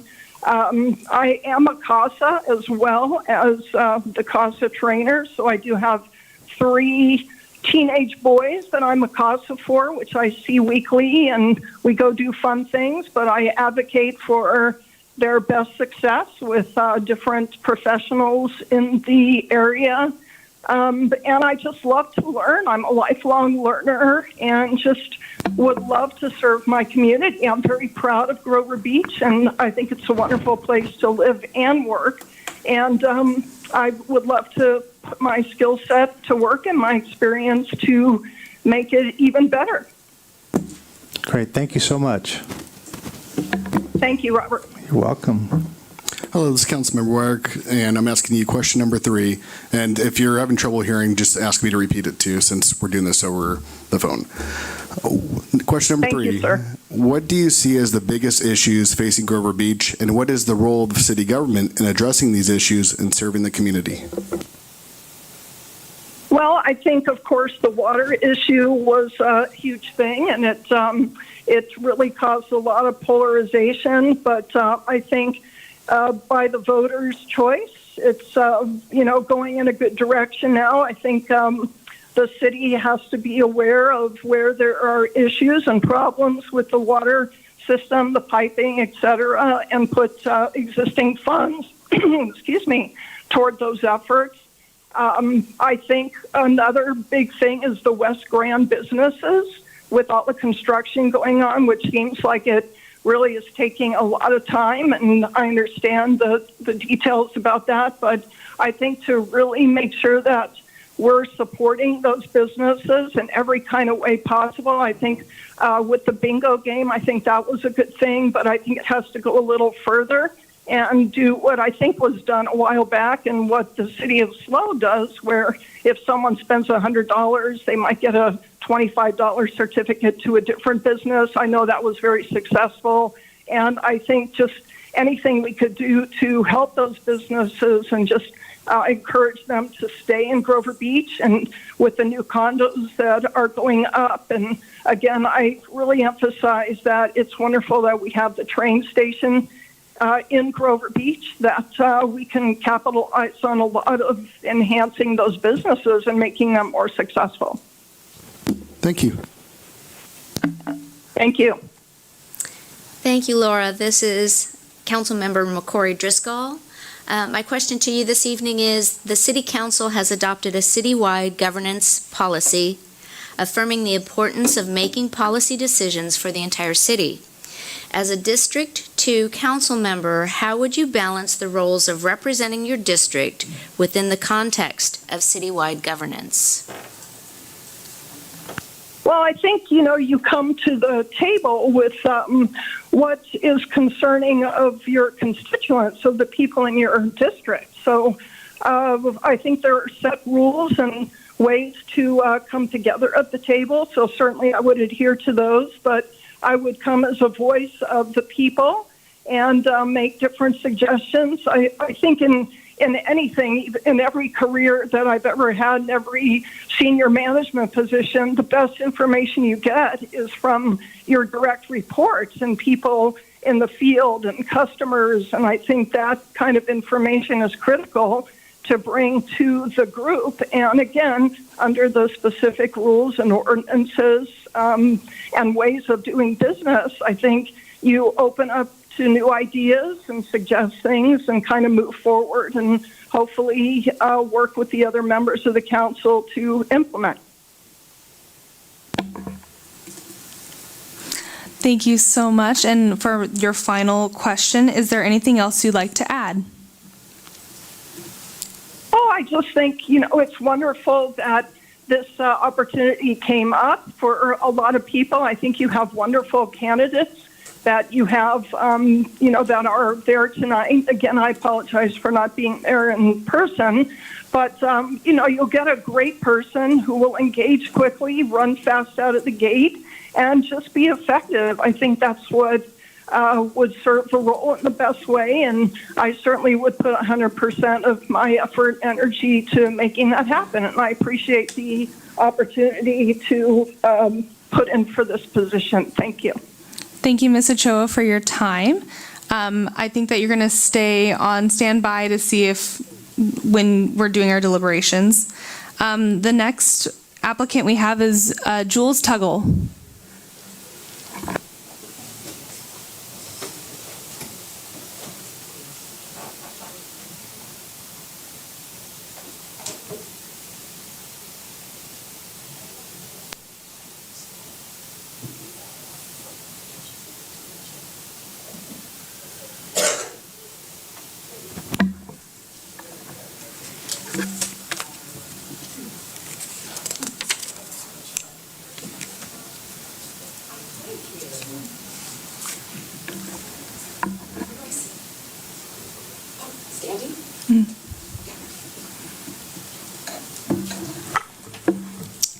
Hello, Ms. Tuggle. Thank you so much for applying and your interest in this seat. I'm going to start us off, and then we're each going to have a chance to ask you a question. I keep forgetting to explain that. That's what we're going to do if nobody else caught on. In 2 minutes or less, please tell us about yourself and why you want to be on the Grover Beach City Council. Sure. Hello and welcome for this opportunity. My name is Jules Tuggle, and I have spent my career working in education, in local government, and for nonprofits. Most recently, I moved to real estate when we moved here. We came here so that my husband could take a position with the San Luis Obispo Fire Department, and we got to choose anywhere in the county of San Luis Obispo to live, and we literally chose Grover Beach. We have 4 kids. Our oldest is a Green Beret. Our daughter's at USC. She's a student athlete there. And then we still have 2 kiddos at home in the local schools. And that was another reason we chose to live in Grover Beach, is we were really happy with the school experience here. Let's see. And then, and so far, this place has blown us away. Our son actually just came home from Hawaii for his first time, and he said, the sunsets in Hawaii have nothing on us. And I said, that's why we chose this. I want to be on the city council for a multitude of reasons. First, I believe in giving back to your community. That's what's been modeled for me through my family. Whether it was my Nana, who got Volunteer of the Year again and again in the city of Sunnyvale, at her 100th birthday, the mayor said, I've seen her 6 times 4 were for organizations celebrating her, and 2 were for her at my office telling me how to do my job. And that was always modeled. My stepfather was actively involved in the civil rights movement and did the music campaign for Dr. King, really modeling, making sure you contribute to the cause. And then my mother was actively involved in League of Women Voters, so it's just been a tradition in my family and a core value of mine. Secondly, I am committed to good government. I had the great opportunity of working for a county supervisor in Fresno when she was the board chair, and her passion was good governance, making sure that constituents are heard. Thank you so much. We're going to move on to the next question. Good evening. Thank you for going through this process. We appreciate it. Please describe your community involvement with Grover Beach or elsewhere, as well as your skills, qualities, and experience to help you succeed as a council member. All right, so first off, we are new. We've been here just over a year, so most of my community involvement has started around my kids and getting them grounded. I am on the Arroyo Grande Athletic Boosters Club, or Boosters Board. I'm not there tonight. And I also do volunteer coaching. I'm a USA certified swim coach, so that was an easy way for me to jump into the community. In our past lives, prior to getting here, I've been actively involved on school site councils. I've been involved in nonprofits that work in the juvenile hall, as well as working for member-owned community organizations. I think my strongest skills that I bring to this position really are twofold. One, well, I see the position as twofold. I'm not on a timer anymore. I'm going to slow down. Okay. I see the successful council member has 2 primary hats. One is policy development and policy assessment. And then secondly is that public interface.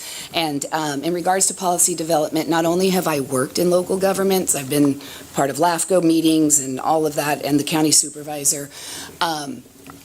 I also have an undergrad and a graduate degree in the politics of local government. So this is what I studied and what I care about deeply. Mine primarily focused on schools, but also around public elections at the local level. I had, when I taught at the college, I had my students run city council debates for the local election cycle, which was really amazing. So I think I have a really good head and a lot of good experience and a lot of context and a desire to know and learn and understand more. And that's the policy component of this position from my perspective. And then the other component is that outward facing part, is how are you going to engage constituents? And it's important that we, as representatives of the communities, we're really active listeners. I recognize not everybody can get what they want every time, but everybody's voice has value and needs to have space at the table. And it's about building trust and understanding those diverse perspectives. And I think all of these, or both of these components, make me a solid candidate for this position. As far as qualities,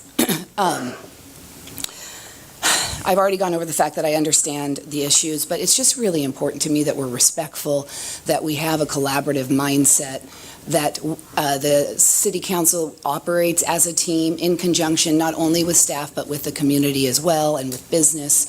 And I believe that my past experience and my temperament is uniquely gifted at bringing people together, kind of calming the waters and coming up with a consensus that maybe not everybody gets exactly what they wanted, but they feel like they've been heard and that there's been some compromise in creating a policy that moves forward that doesn't leave people behind.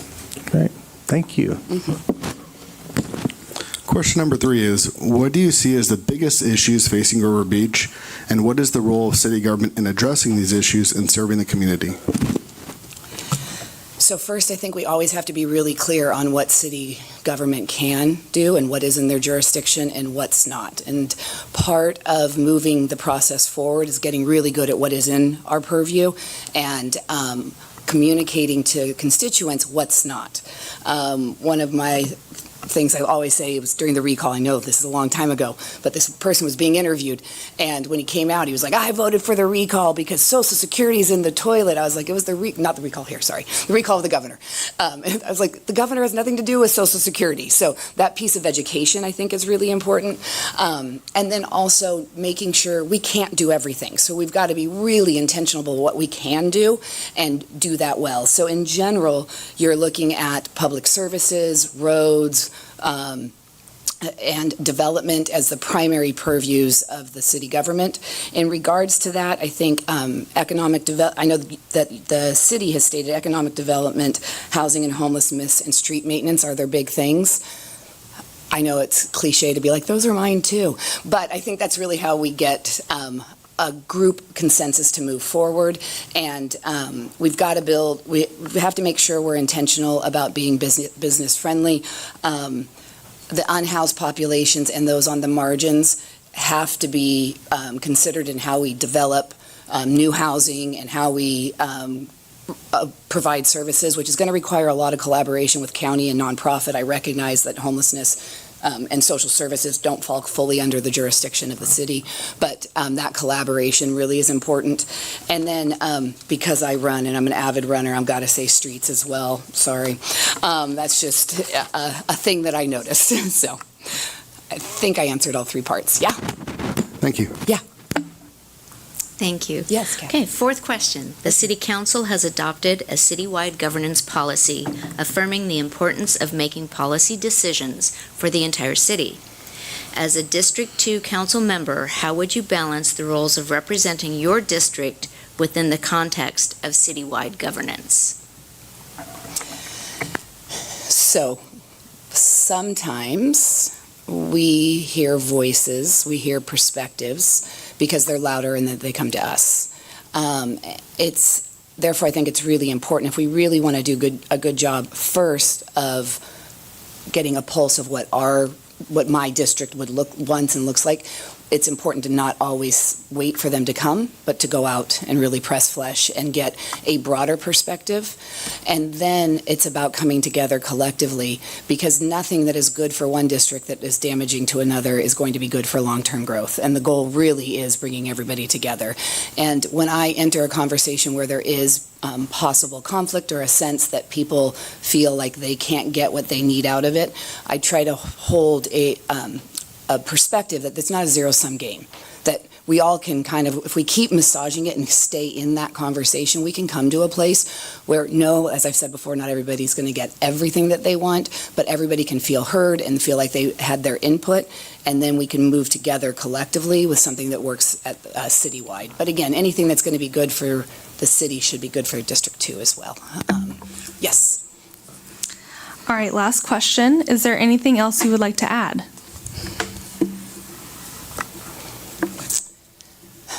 Just that I chose to live here, and I know I've said that, but it's really important. I fell in love instantly, not only with the views, but with the community, with the small town energy and the collectiveness that was here, or that is here. I'm excited about where Grover is going. I think we have a lot left still to do, but I also know that that has to be in a way that doesn't leave anybody behind. So I would be honored to serve with you. I think the four of you have shown to be professional, respectful, and great team players thus far, and I think it would be great to be a part of that team. So thank you. Thank you. And feel free to join us in the room. All right, next we will have Ron Arnoldson join us.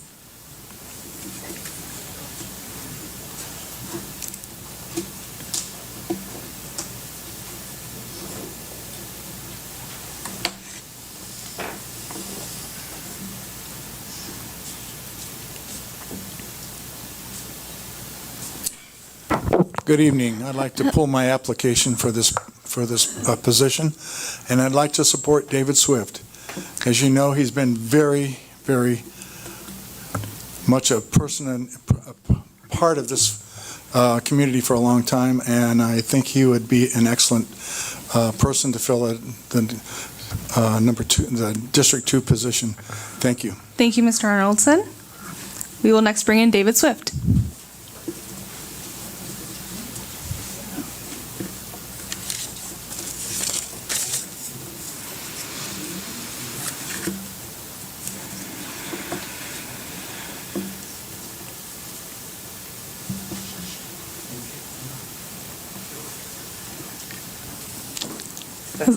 That was fast.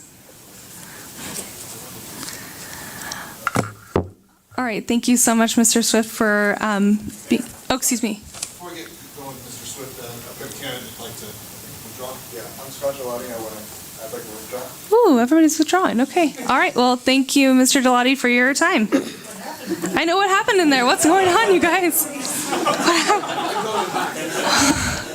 What the? Wow. Okay. All right. Are you ready? The threats work. I know. The bribes work. I brought cookies, some Okay, marijuana all right. brownies. Everyone's really happy. Okay.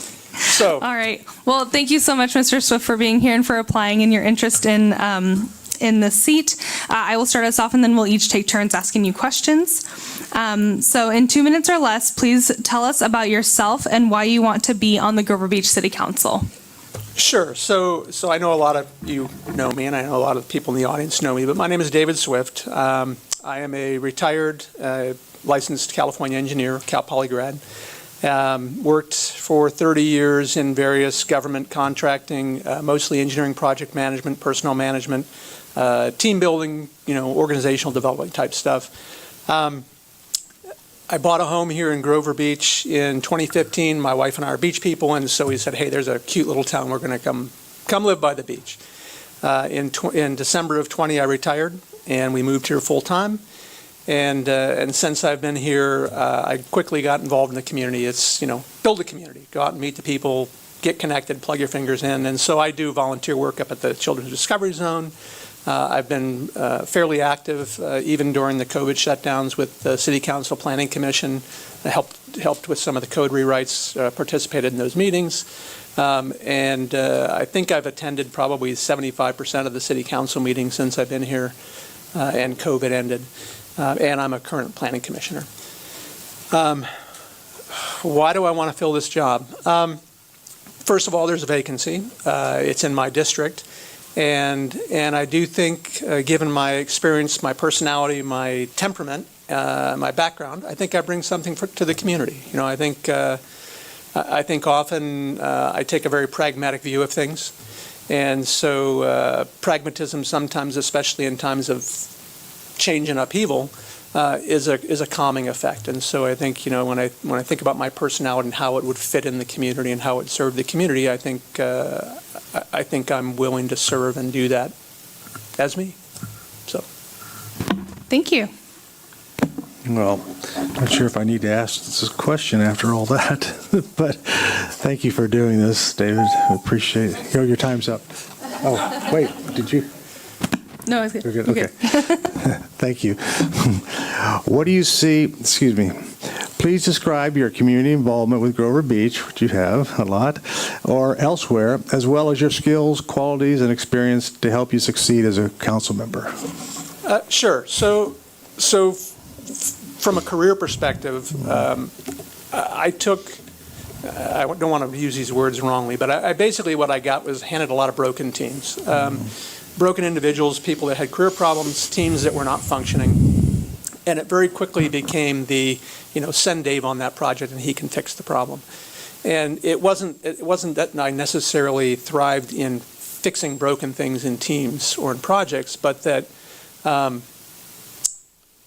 always approach a problem with the individual, right? How do I help the individual? In the case of a community or a council, oftentimes the solutions can be found in those one-on-one relationships, in those one-on-one reachbacks to the community to understand and then to act. And so the act for me comes from engineering, right? And I always want to plan and act. The understanding comes from both, sort of a career of getting trained to do that with sometimes difficult people, but also with a spouse that brought a lot of heart to me. As a crusty engineer out of Cal Poly, I didn't know what a heart was until I met her. And so I think what I bring to the council is really, again, that bridge of peacemaker, listener, problem solver. Thank you. And question number 3 is, what do you see as the biggest issues facing Grover Beach, and what is the role of city government in addressing these issues and serving the community? I actually probably created a card for that one. I think I titled it Where Can Grover Beach Improve, but I'm actually going to tie that Where Can It Improve back to some notable things from the land use element. Where can it improve? You should ask me where they're doing well later, because I can tell you that too. I don't think anyone would disagree that community engagement, public relations have been a difficult part of Grover Beach for the last year and a half.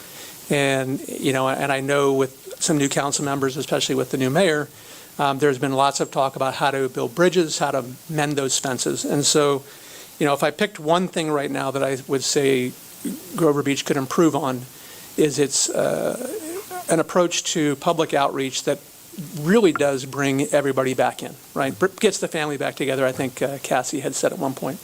And that actually ties back to a land use element 29, which is inclusion and engagement. And so, how do you take all that and put it together in something? And I think it's, yes, we can send one-way communications out, we can do outreach, but how do we then get things like the coffee talk, where we get people actively seeking out people up on the dais, the staff, to again, hear, act, solve some problems. And in some cases, the answer may be no, we can't help you or we can't solve your problem, but I can at least empathize with the situation that you're in. The other thing that I think the city can improve on, and this really is a bigger, a bigger piece, is that from a staff perspective, when you walk in the front door, who do you talk to if you need help, right? I mean, I kind of know now after being here long enough, I know, who to call, who to email to finally get answers. But I think for the average person, it's not clear where the information desk is at. And it's not clear how you can get answers to sometimes very complicated problems, whether it be streets, whether it be safety, whatever it is. And so I think having an ombudsman or an info desk where there is a person public-facing that really owns the problem of addressing the public concern, may not answer the question, but can at least say, I hear you.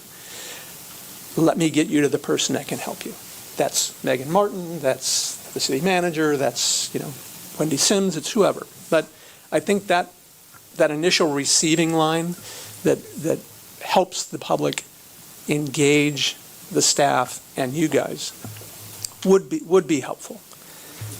The last thing I would say is a needs improvement, and this is a known needs improvement, but we don't talk about it a whole lot, is out-year liabilities. We've had the facility needs an assessment, and then we sort of stopped because it was a big number.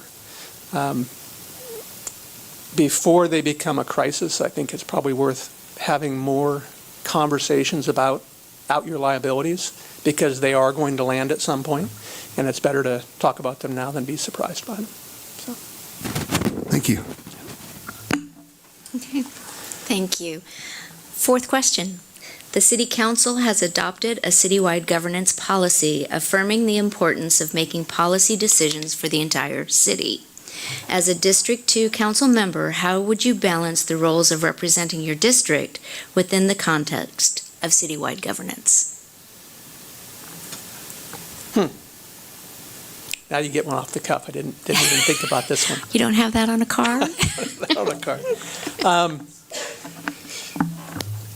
Yeah, so I guess, you think about district elections and you think about who you're representing, but you're right, you really represent the whole city, right? So whether it's somebody on Farrell or whether it's somebody, down by the railroad tracks, or the businesses along Grand, right? They may not have elected the person, but you still represent them as a member of the community. And I will say, getting out and walking the community with some of the people this last year and walking neighborhoods and meeting people was actually really good for me personally, because it was a way to really plug into the community. And in doing so, I've made I would say, lifelong connections and friends to all the borders. And so I think hearing from those people regularly is probably the best thing, whether it's you go to a Grange and sit down at breakfast and hear from that neighborhood, or go sit at Z's place down at the Station Grill for a coffee with staff and hear from that neighborhood. I do think getting out to things like office hours and meeting the people where they're at and having those conversations lets you, I would say, represent beyond your immediate neighborhood, right? Because my neighborhood has its own culture, and it might be different than the 13th Street corridor. So I think it really requires one, and staff and council to get out and meet the people where they live. Thank you. You're welcome. All right, final question. Is there anything else you would like to add? I might have a card for that. I know. I actually do want to go back to what I think is going well, because you could ask me the negative and I gave you an answer for that, but I want you to also know that I've been thinking about some of the positive stuff. And again, it ties back to the three things that really jumped out at me from the land use element, and that was LU18, which is growth management, well-planned and balanced growth. And so it's in our documents as a city. And I would say that while there's some community concern about the speed of the development happening on Grand, or the height of the development happening on Grand, the fact remains that we are actually modernizing the city, moving out. Good things. Maybe some bumpy spots for people, maybe some fear of change for some people, maybe some tune-ups that the plans could use going forward. But I do think seeing vacant lots being turned into businesses and dwellings is a good thing. I think the improvements to the development code that happened in '22 were fabulous. Do they need to be tuned up a little bit now that we're learning some things? Probably. But I think removing subjectivity from the development codes was a huge thing. And the people that I know in that business, me personally, my experience in dealing with the local codes for development, it will only help. It will help everybody. It will help the developers. It will help the homeowners. It will help everybody. And then we gave a plaque to Chief Monroe tonight, and I hadn't expected that. But I will say that the public safety team here is absolutely fabulous. Whatever the team is responsible for making it what it is today really should be patted on the back, because they're a wonderful group of people doing a fabulous job, and I hope they keep it up. And I think that's it. Out of cards? Okay. Well, thank you so much, Mr. Swift. Please feel free to join us. We are going to bring up next Krista Jeffries.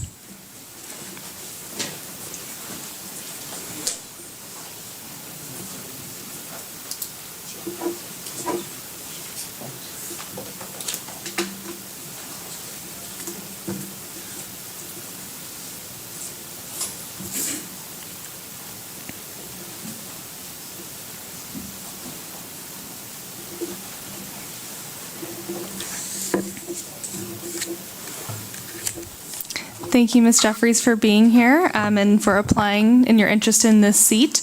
I'm going to start us off, and then we'll each ask you a question. First question, in 2 minutes or less, please tell us about yourself and why you want to be on the Grover Beach City Council. I moved to Grover Beach in 2015. We were in Paso Robles at the time, and I didn't know it when we landed here because we tried to stay in North County, but landing in Grover Beach was the largest improvement to our quality of life by a wide measure. We went from living in a subdivision on top of a hill where we couldn't walk anywhere with really loud, really unpleasant streets to this neighborhood not far from City Hall, and I can walk to everything. I'm able to rub shoulders with neighbors and just generally enjoy my neighborhood better in a way that I really couldn't in Paso, where I spent 90% of the time in the car. I wanted to put my name in the ring for City Council because I feel that being able to enjoy my neighborhood as a human being on a human scale is something that more people should be able to do and feel safe and comfortable doing so. Two of my kids, all three of my kids have gone to Grover Heights. I have two at Grover Heights right now and one at Judkins. And the biggest struggle that we have is letting them walk to school every day, even though they're competent and capable to do so. My biggest worry is not that someone's going to steal them off the street, it's that they're going to get hit by a car. And I think with the circulation element coming up, I wanted to be a part of that update. But in general, I just really love being in Grover, and I've been well received in places where I've been willing to show up and ask questions. Does that answer your question? That's good. Yeah, thank you. Hi, Kristen. Krista, how are you tonight? Doing all right. Good. Thank you for putting your hat in the ring. I appreciate it. Could you please describe your community involvement within Grover Beach or elsewhere, as well as your skills, qualities, and experience to help you with City Council? The first thing that I did when I wanted to get involved in Grover Beach was I went to the Parks and Rec and Beautification Commission and asked why we didn't have a public art program or why we didn't have murals. My mother was a mural artist, and I'm a creative person and had done murals before, and I saw all of these blank walls and always wondered why we didn't have art on them. If it's blank, why can it be not blank? And when I asked the question, the city's response was, yeah, there really isn't a good reason why we don't have that, so if you want to do it, go for it. Once that kind of got going, I got to be a part of some murals that are in town now, got to help out with the electrical box program that we had, and then eventually I moved into advocating for affordable housing. I had a woman across the street from me before the apartment building was built. She lived there with her 2 little boys, and my timer is not going down. Is somebody watching the? Okay. This one's not timed. Okay. Just be mindful, but it's not timed. Oh, it's not Go timed. ahead. Okay. Yeah. Okay. Anna and her 2 boys lived across the street. They had been homeless for 7 years. And I saw when the Hillside Project came to town several years ago, it was the same night that I was at City Council asking them for public art to be a small, very small line item in the budget. And I thought to myself, why am I asking to put murals on the wall when people don't have places to live? So from that point, I finished up some public art projects that I had in the pipeline at that time, and then moved into organizing people to go to Planning Commission. And that wasn't just in Grover, it was all over the county. Got really involved in the housing element updates that happened in 2020. Most recently, I was trying to get my street to pool funds to be able to get some extra sidewalk blocks. K14 came to Ramona Avenue. It's so much better now, thank you. And I had an idea that if maybe people who were getting a sidewalk already could throw like an extra $200, $300, the city matches it up to a point. If we could get people to throw a little extra in the pot, maybe we could get somebody a sidewalk who wasn't going to be able to have one, who was like just shy of being able to pay for it. It didn't work out because there wasn't anybody in that kind of in-between spot. But that was my latest iteration of community efforts. Thank you. Question number 3 is, what do you see as the biggest issues facing Grover Beach, and what is the role of city government in addressing these issues and serving the community? Anyone who knows me isn't going to be surprised when I say that housing is the primary issue that is facing everybody, not just Grover. Fortunately, for now, the city does have the last say on much of what happens in terms of development. There's state laws that get passed every so often, and some cities embrace them and some don't. Housing is going to be at the center of everything else that you're trying to solve. I like to say that housing is the everything crisis. If you don't like traffic, it's because people can't afford to live where they work.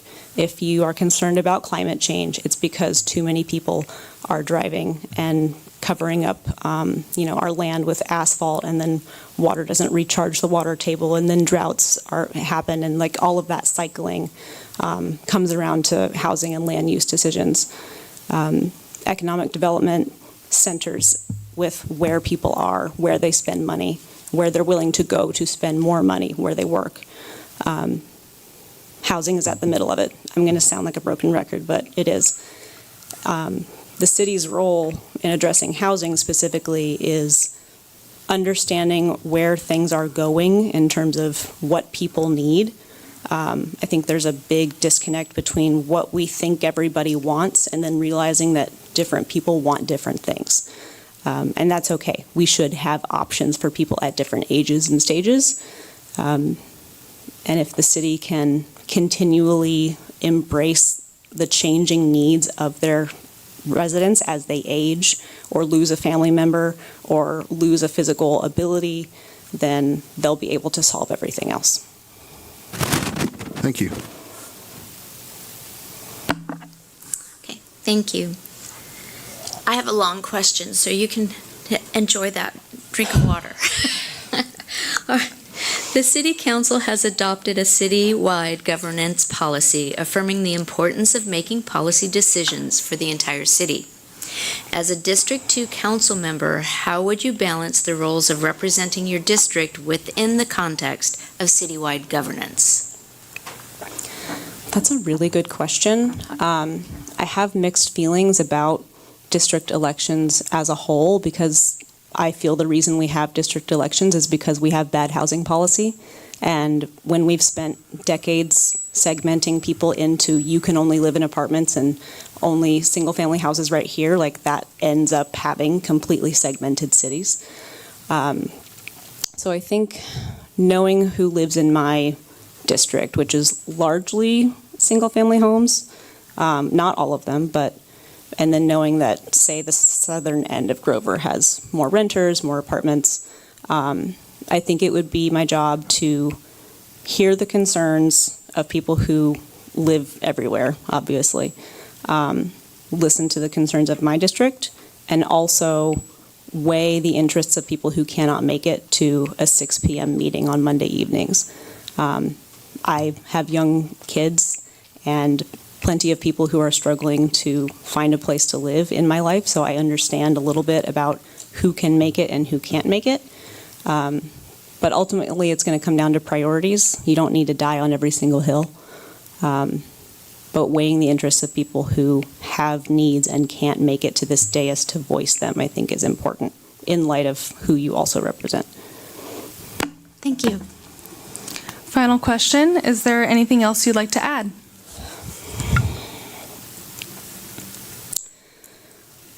When I started researching stuff for some murals that I was doing, this was years ago, I wanted to do a piece. I never got to do it, but I wanted to do a piece that had to do with Grover's history, and so I dove into some stories about where Grover Beach came from. And I found that D.W. Grover, Dwight, whatever, Grover, it's not whatever his middle name is, he wanted this place to be a vacation community. He wanted it to be a resort town. And he couldn't make it happen, and he went home and took his football and, bye, don't want to be here, because Oceano got the train station, right? And it wasn't until several decades later when Horace Bagwell told somebody somewhere that Grover was where any man could get his start in life, any ordinary man could get his start here, that it actually started to grow. The streets were carved up, they had names, and it was like ready to be a place, but it didn't grow until someone said, this is where ordinary people can get started. And I always love that story about Grover. I love that we have a bajillion thrift stores. I love that we are Pismo's sandy, scrubby little sister in a lot of ways. I think there's a richness here that gets lost in resort towns as somebody who grew up in a resort area. And I think our best days are ahead of us, as long as we make sure that this is a place that everybody can get their start. Thank you. All right, well, feel free to join us. Thank you so much for your time. Our final applicant is Catherine Oden.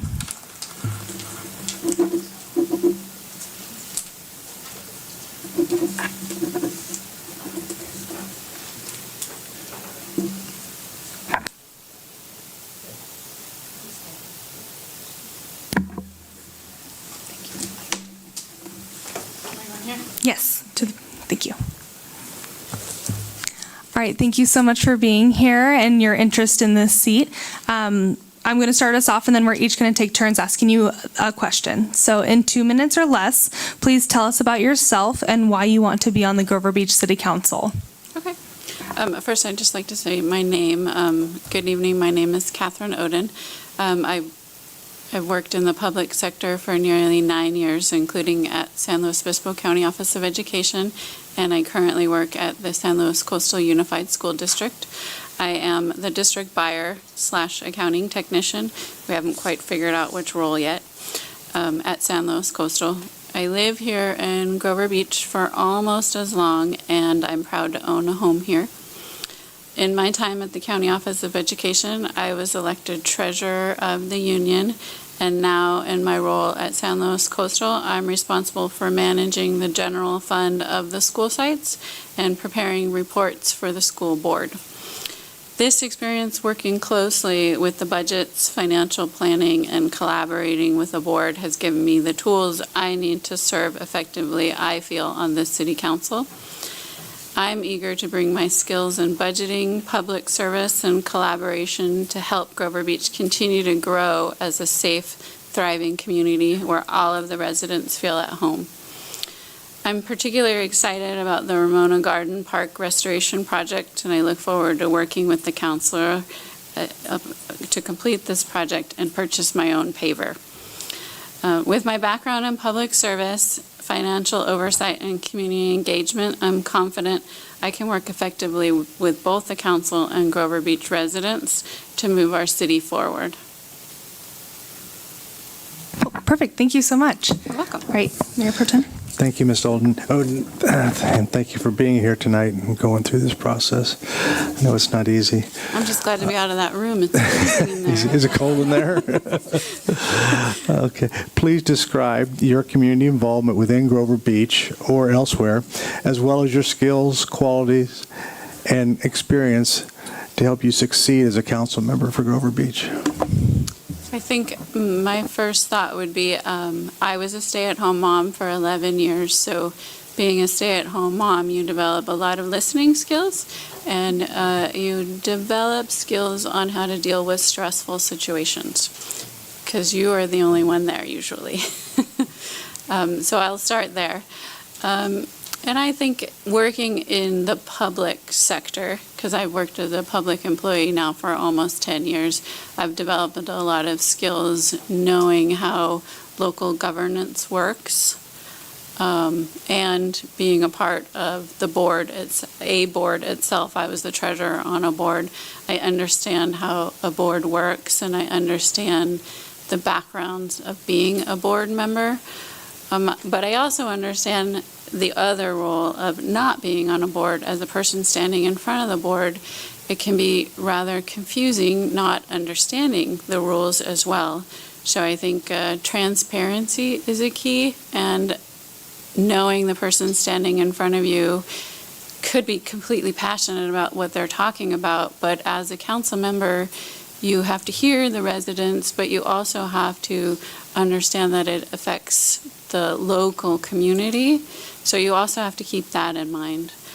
I have to say that I think that during the application process, I think one of the key things for me was during one of the emails, there was an attachment to the application process that encouraged all of the applicants to read over an article that was sent. It was about becoming a council member. And I think that was one of the key things that I took away from wanting to become a council member, because it's not just sitting up there and deliberating ideas, it's actually engaging with the community, listening, and really understanding the needs of the community, because as a council member, yes, it is your job to oversee the local government, but it's also your job to ensure the policies of the local community are in place for our community. Very good. Thank you. You're welcome.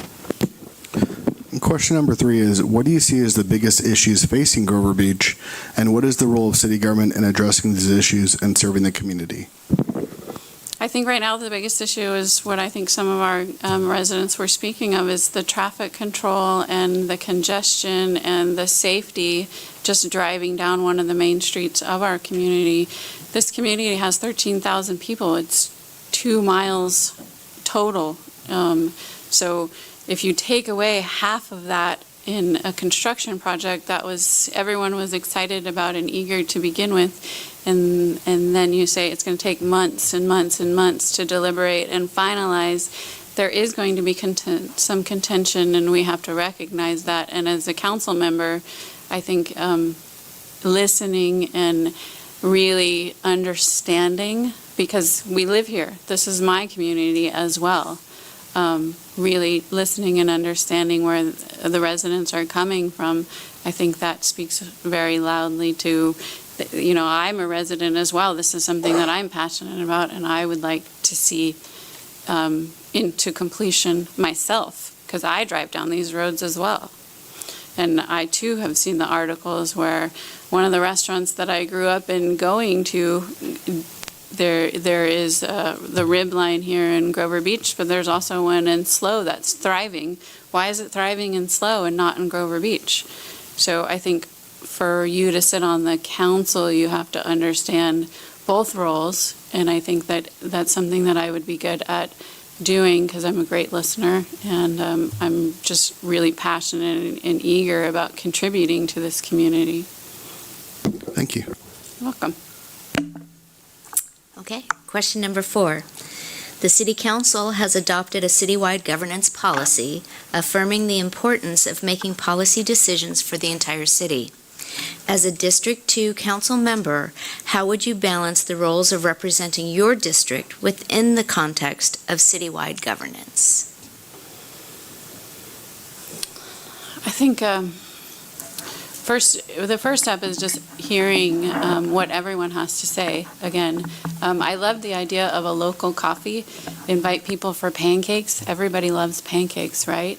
And food. When you sit down at a table and eat with someone, I think that speaks loudly to, your attempt at getting to know that person. And so really just putting yourself out there, local events, and listening to the ideas of the residents. So, I walk my dog down these streets every day. And, many people don't know me, but they do now. So, please, I would encourage everyone to please stop and say hi. And even when I'm just at Vaughn's, like everyone else in the local community, if you have something to say. So I think having more of an open door policy and encouraging people to come up to you and address you and with their concerns, their comments, and really being able to not take that into heart when they're standing in front of you, just really actively listening and bringing it back to the other council members, because being a council member, you are just one council member, like you said, but you also have to work as a team with the other council members. So I think listening to the residents is only one of the key parts. I think listening to your other council members and their advice is also a key to being a really successful council member. You're welcome. Final question. Is there anything else you'd like to add? That's a trick question. That's one you're never prepared for, right? I think I would just like to just reiterate the fact that, I am just eager and passionate about the community, and I'd just like a chance. I'd just like to be able to sit up there and say, come talk to me, I'm listening. Perfect. Thank you so much. Go ahead and feel free to join us in the chamber, since you were our last applicant. All right. Well, thank you all so much to everybody who applied and interviewed. We know it's not easy to come forward and do this process, so your dedication to the community is just great. For applying, thank you so much. We are now going to open up public comment. So I have a couple of speaker slips. Jonathan Reynolds, I believe he left, so Jeff Bohr.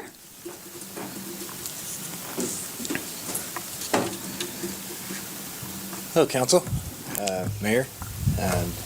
That's a great group of candidates. Glad that I'm not in the running against them because those are some pretty impressive qualifications. I think we heard from a lot of people. So I'd written the whole thing, but that's not really my style, so I'm just going to go off the cuff. I think the main thing to think about and keep in mind is what District 2 wants. So, you know, of the 3 council members that are no longer with us, Dan Rushing was actually my favorite of the 3. I didn't expect his recall to be successful, to be honest, but it was. So District 2 spoke and said that they didn't want the ideologies that Dan Rushing brought to the council. So, you know, in a nutshell, I think that in keeping with what District 2 showed us with their votes, it's important to, you know, kind of think about which council member would fit District 2's vision for their council. So that's all. Thank you, Mr. Bohr. I have Debbie Peterson. I know how difficult this process is because I think when I first started it back in 2013, there were 13 applicants. It was exhausting. So thanks for going through this again. I heard the most amazing thing from a trainer at the Apple Corporation, the computer folks, and he said, collaboration creates the most innovative product. I thought, gosh, that's exactly what democracy is about. It's when we collaborate. And the other thing he went on to say is we collaborate best when we're different.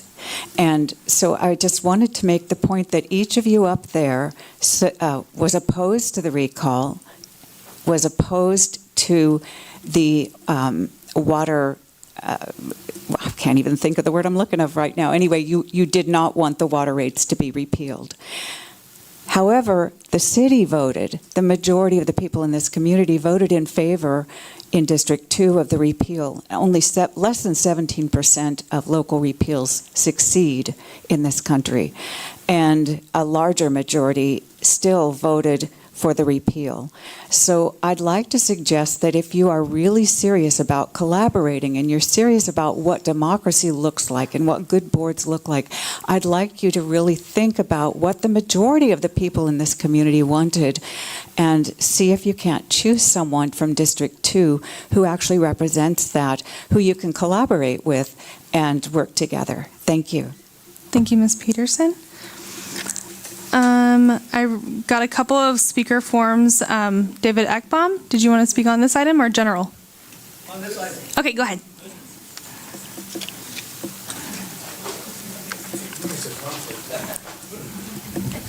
Thank you, Council Make sure you members. speak clearly into the microphone. I would like to. In fact, I'd appreciate if everybody speaks clearly and loudly in here. I'm hard of hearing. So anyway, first thing, 3 things. First is, I better remember what they were. District voting precincts is stupid. We should get rid of that as fast as we can. 2.5 square miles, we're too small to try and segregate everybody into districts. Whoever gets appointed, and all of you, needs to represent the entire city. So this district is just stupid. Second, your city manager represents the employees. He does a hell of a good job at it. You 4 and your appointment represent us. We need you to do a hell of a good job representing us. Don't worry about him. He's got his under control. You represent us. You don't have to look like us, but you should be thinking like us. And how you do that is you get to know your neighbors and you get involved and you hear what everybody's doing. If you're new in town, you're not going to know much about what we think. I've been here 40 years in this council chambers and the other one, the old one and this one, talking about you need to represent us. And that's so important. You have to just remember that. Look at our demographics. We're not the elite group or town in the city, in the county. We're working class people. We kind of take pride in that. I think a lot of us, people I know do. We've been there a long time. We're very comfortable with the way things are going, but we want accountability. But we want all of you to listen to us and not come in with some preconceived notions about how you want more jewelry stores and more, I don't know, anything else. But my whole point was just remember, we've got some great applicants.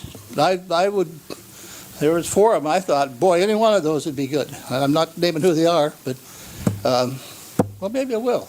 I think Dave would be good. I think Kristen was her name? Krista. She would be good. The first speaker, the first one, I don't know his name now, but yeah, I think he's on the Parks Department. He'd be great.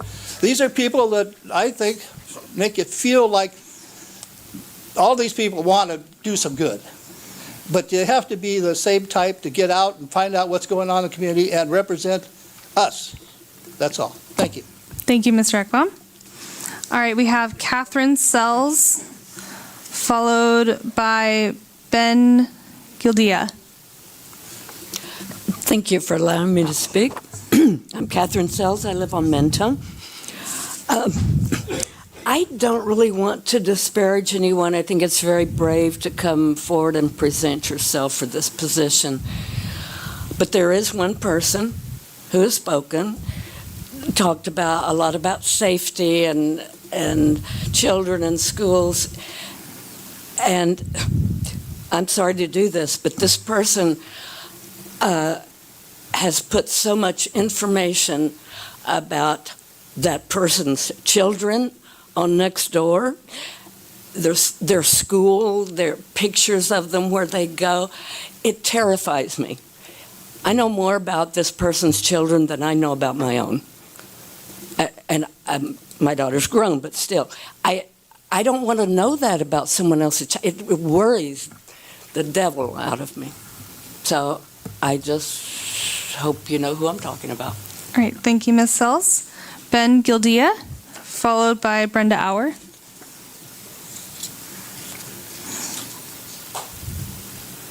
Hi, thank you very much. I just want to say that there were so many great applicants, and I, as a resident, sorry, I know, sorry, Ben, if you could, thank you so much. As a resident of the city, I was very happy to hear from so many qualified people. But I wanted to say that 2 of the people who I thought, based on these interviews, or from my personal perspective, seemed like I would like them to be a city councilor, were Jules Tuggle and Catherine Oden. And I was impressed that they seemed to care about the city a lot.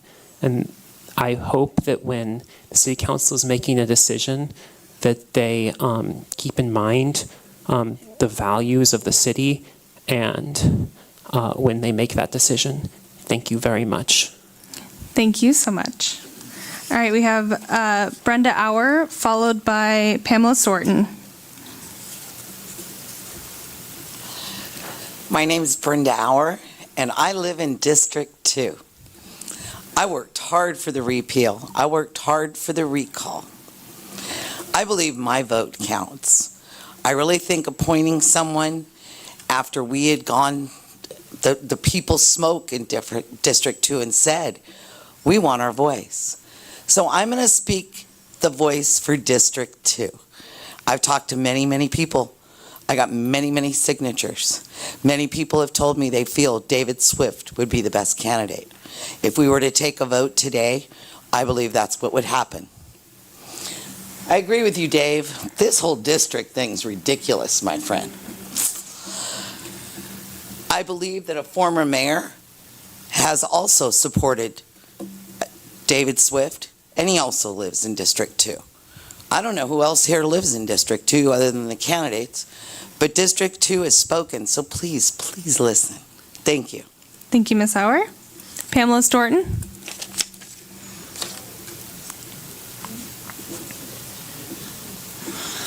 Hello, Mayor, City Council, and staff. I live in South Grover, and I'm in District 1, so I'm going to not have a voice tonight, although I have an opinion. I think out of respect for the people of District 2, they're the ones that need to make the decision and be listened to, and you guys are this voice in that decision. Unfortunately, they did not get to vote. I think it would have, clarity would have been having an election and having them vote. But since that did not happen, there was a lot of community reach out. And I just wanted to mention, you could talk to the applicants, but I know at least 4 to 5 of the applicants of the 11 received a flyer under their doorstep. That's how they knew. And they knew that because community members had those flyers printed and walked for 10 hours to get those under 1,400 doorsteps, direct with the community, which the community has been asking for a year and a half. Direct communication, engagement, and collaboration. I thank those of you who did talk to people in District 2, but I just wanted to mention the cost of that for a layperson to go to a professional printing company was $355 for color flyers. If we had mailed those at 55 cents a piece, which would be first-class mail, that would have been $770. We saved that money by walking, knocking, and talking. And that was 10 people, about an hour apiece. As an average. So that would have cost the city $1,125 max, because you get the bulk rate discount. You probably can print for a lot less than Slow Co-Data does. That could have been done probably for half. And I just want to thank those people in the community that got these applicants here and reached out, because not everybody is on social media. Probably 35% of this population does not like, does not follow. And the thing we do have in common is direct mail, knocking doors, talking to people. We all have that in common. So I would hope that the city takes some heed here and says, our constituents are worth $1,200. Thank you. Thank you, Ms. Thornton. I do not have any other speaker slips. Does anybody else wish to come to the podium and speak? Is there anybody on the line? Yes, we have William Ray. Hello, Mr. Ray. Good evening. Hi. Good evening. Hey, I just wanted to, can you hear me? Yes, we can hear you. Okay, cool. I've been to every city council meeting for the last 7 years, and I think I missed one, and I usually do it via online. And I've lived here 65 years. I'm a retired subject matter expert with the aerospace industry. And listening to gentlemen like David Swift, who seems to have a similar background as myself, I think that would be a good choice. I'm looking forward to your work and our new city council. And I'm up in Good District, and I hope we have good things coming forward. Thank you very much. Thank you, Mr. Ray. Is there anybody else on the line? No, there's no one else. No? Okay, so I will now close public comment. And before we move on to our deliberations, I think we should take a quick recess, just a quick break. How about that? Maybe 5 minutes, 10 minutes, 5 minutes? Good. All right, we'll be back.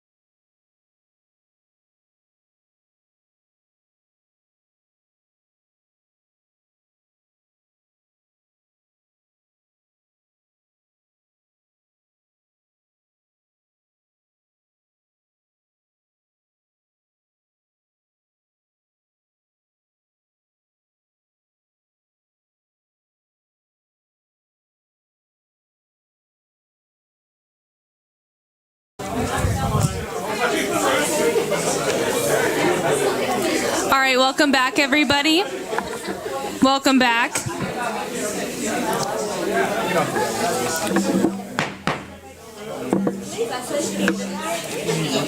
I know, right? I know, yeah. The ding, ding, dong, dong. All right, welcome back. Thank you again for your patience as we took that short recess. Now we will move on. After hearing public comment, we're going to move on to our deliberations. Thank you again so much for applying for this seat. Every single one of you is an incredible applicant that shows so much dedication and love to our community. And we have a really tough decision to make. Each and every single one of you up there would be a wonderful person to fill the seat. So I think who would like to start us off? Again, we are going to choose our top 3 applicants, and they're going to tally it up on the screen right there. And during this time, you can explain why you chose these people as a whole, or I guess individually if you'd like. Who would like to start us off? I know. The audience cannot start us off. Mayor Pro Tem? I'll start. Okay. Well, in no particular order at this point, but I did like Krista Jeffries. I do like her knowledge of housing. I think that's an important element for our community and the safety of the streets. David Swift, I do like his thoughts and his experience. And Joseph Holmes, another one that's been born and raised here. He knows the community very well. Those are my top 3. Thank you. Thank you, Mayor Pro Tem. Do you want to go next? Sure, and this, and first off, thank you for everyone who applied, even those who withdrew. Read a lot in your applications. It's quite a dynamic group of people. No one was like, and everyone had very different characteristics that impressed me, and the interviews highlighted that quite a bit. So I guess at least for this first round, top 3, Krista Jeffries is one of them. Let's see. Catherine Oden is another one of mine, and Jules Tuggle is the third. And we could deliberate these more, but yeah, those were the ones that stood out in different ways. But yeah, so there's mine. Wonderful. I also want to thank everyone that submitted an application. It was my hope when all this started that we would see a lot of applicants step up for their community, and this was indeed the case. I have to say, the few things that I was looking for in a representative to represent not just District 2, but all of us, was actually, it's an indigenous thought, and that is the philosophy, Western philosophy of I have rights versus I am born with obligations. And this is meaningful to me because in indigenous beliefs, they believe that they are born to serve past, present, and future generations and the planet itself. And so when I listened tonight, I listened for service. And it was extremely difficult. The pool of candidates is top-notch, and District 2 will be proudly represented by any of the candidates. But for me, because I was looking for that in-service spirit, my choices, and again, in no particular order, are Joseph Holmes, Jules Tuggle, and David Swift.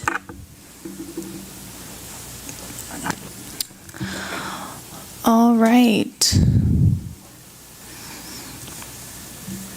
All right. So when I looked at the applications and based off of the interviews and speaking to our community, I also live in District 2. So I have a lot of neighbors who are in touch with this type of thing. speaking to them and hearing so much input from public comment and also letters and correspondences that we've received.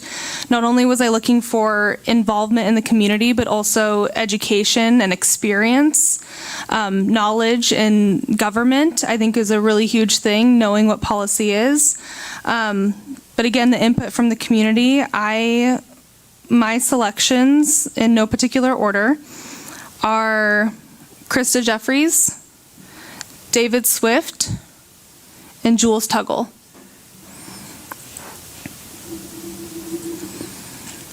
Okay, so when we look at our tally, it looks like we have 3 members who are at the top, with the others following closely behind, 2 1s and 0s. So I see Jules Tuggle, David Swift, and Krista Jeffries.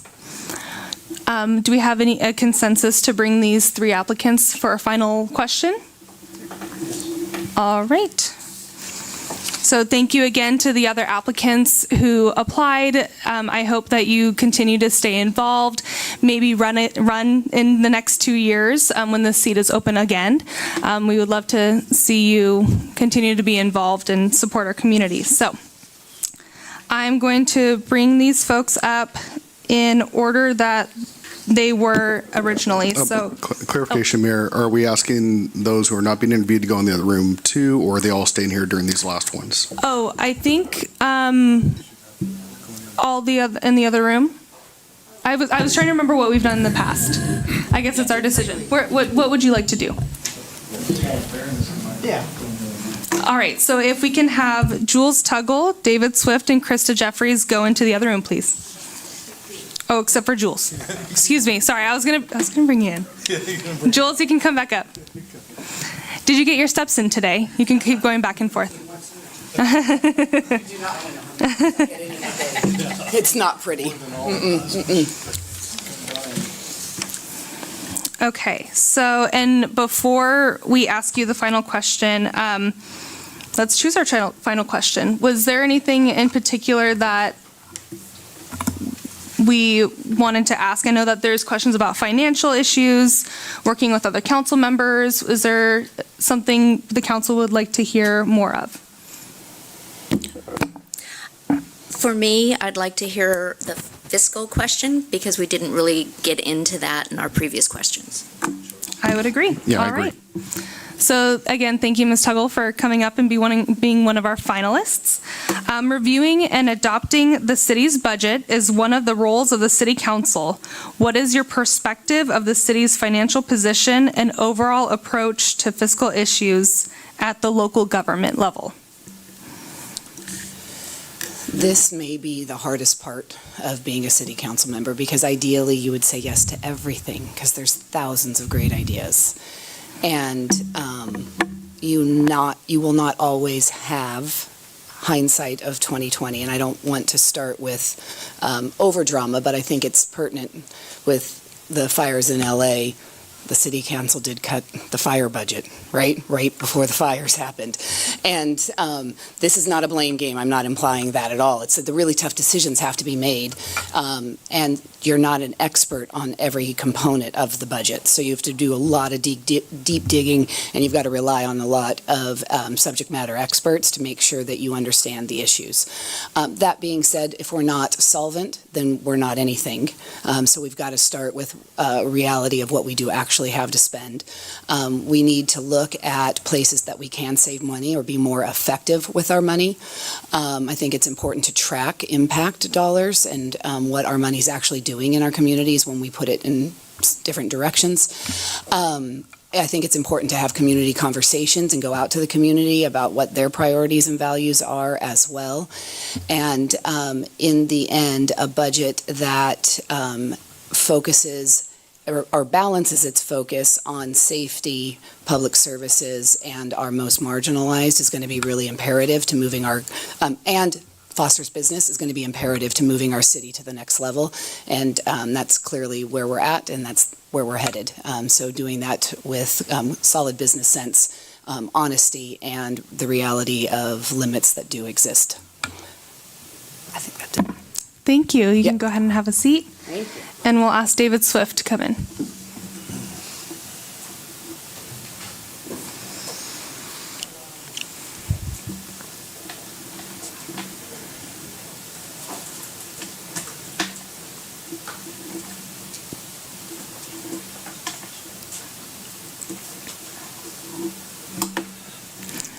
Welcome back. I probably don't have a card for this one. Okay. I don't know, you might. So our final question for you, reviewing and adopting the city's budget is one of the roles of the city council. What is your perspective of the city's financial position and overall approach to fiscal issues at the local government level? I think I actually answered that question in my earlier comments. If I didn't, I do have a card for that. Okay. I will say that I review the budget every time it comes out, in every council meeting, and I do it like I did budgeting in my job, where I had $70 million and 100 people to deal with. And that's, you look for outliers, you look for things that don't make sense, and then you drill down on those. And I will say that from an economic health perspective, I think the city is in good shape. From a budgeting perspective, I think it's hard for the public to apply oversight, and so more information would be nice. For someone like me who's kind of a digger, or having some teams behind me like Lauren Westfall who's a digger, you can get to it eventually, but I do think the budgeting process needs to be a little bit more open, understandable. And it sounded like from Jonathan, who's on the oversight committee, he kind of feels the same way, that there's some things that he doesn't feel like he can see adequately. But that's the transparency and visibility part. I do think from an overall economic health, I think the city is doing well, and I think it is generally spending its money on its priorities that are set out in the goals and in the general plan and in the West Grand specific plan. So did I answer your question? I mean, I touched on a lot of pieces of it, but I think in general it's doing well. I mean, I think I can bring an engineer's perspective as a project manager to those sorts of things.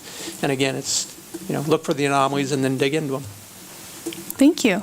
All right, you can go ahead and take a seat. It? That's it. That was just one final question. I did have a card for you.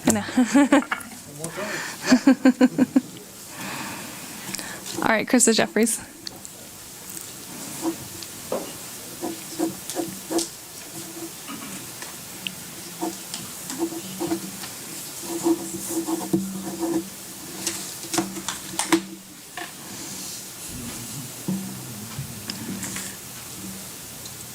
Welcome back. Our final question for you is reviewing and adopting the city's budget is one of the roles of the city council. What is your perspective of the city's financial position and overall approach to fiscal issues at the local government level? You mean the things that it has done, or what it should do? Maybe both. Yes? Yeah. I read a really great book called Strong Towns a couple of years ago. Changed my view on a lot of things. And what the author pointed out, he calls himself a recovering engineer, and he pointed out that every single suburb and city that he had to, do the numbers for, he discovered that every time he did the math on when the taxes came in to service these neighborhoods, he found that all of them were in the red. They were not bringing in taxes to the same degree that they were using services. And he found that this was consistent across every jurisdiction he had ever worked for. And so he makes the argument that when we put money into services, fixing roads, police, fire, all of those things, that we need to look at, does this street bring taxes in to the degree that we put services into it? It's almost like running the city like a business, but a little bit different because it's obviously not. And he talked about longevity of cities, and what they would do is they would keep spreading outward to cover the cost of the inner cities that they weren't investing in, and eventually it bankrupted the cities. And so I take the Strong Towns approach when it comes to taxes. We have to look at what money is coming in along that road, because it doesn't cost money to drive on the road, but the activities along that road will tell you whether that road is a good investment. And that as I said before, I'll be a broken record. That goes back to housing. The things that we allow to develop along that road will determine whether that road is fiscally solvent or not. I think Grover is going in the direction of a more sustainable growth pattern than somewhere like Paso Robles, where they just keep going as far as you can see. We're kind of blessed to have constraints in that way. And I think ultimately government doesn't exist as a business. It does exist to serve people, and there will be times that things don't totally pencil out, but maybe almost. But especially when it comes to all of the infrastructure it takes to serve the housing that we do need to build. We need to look at what money we're bringing in exchange for the money that we're putting out. Perfect. Thank you. Thank you. Okay, so that concludes all of our questions. And so now we are bringing it back to the council to pick our person. So, for the council seat. Yeah, I know. Absolutely. This is going to be a really tough decision. All three finalists are absolutely incredible. So could we just ask for clarification as to the best process for us to proceed at this point? Is there a process? We're not doing unless the council wanted to. We're not doing a scoring sheet or anything. I think we're just discussing our top choice. If somebody wanted to make a motion, they can immediately make a motion. Yeah. If you would like to make a motion right now, you could. If anybody would like to make the motion. I didn't say I wanted to make a motion. It sounded like you wanted to make the motion. I just wanted to know the process.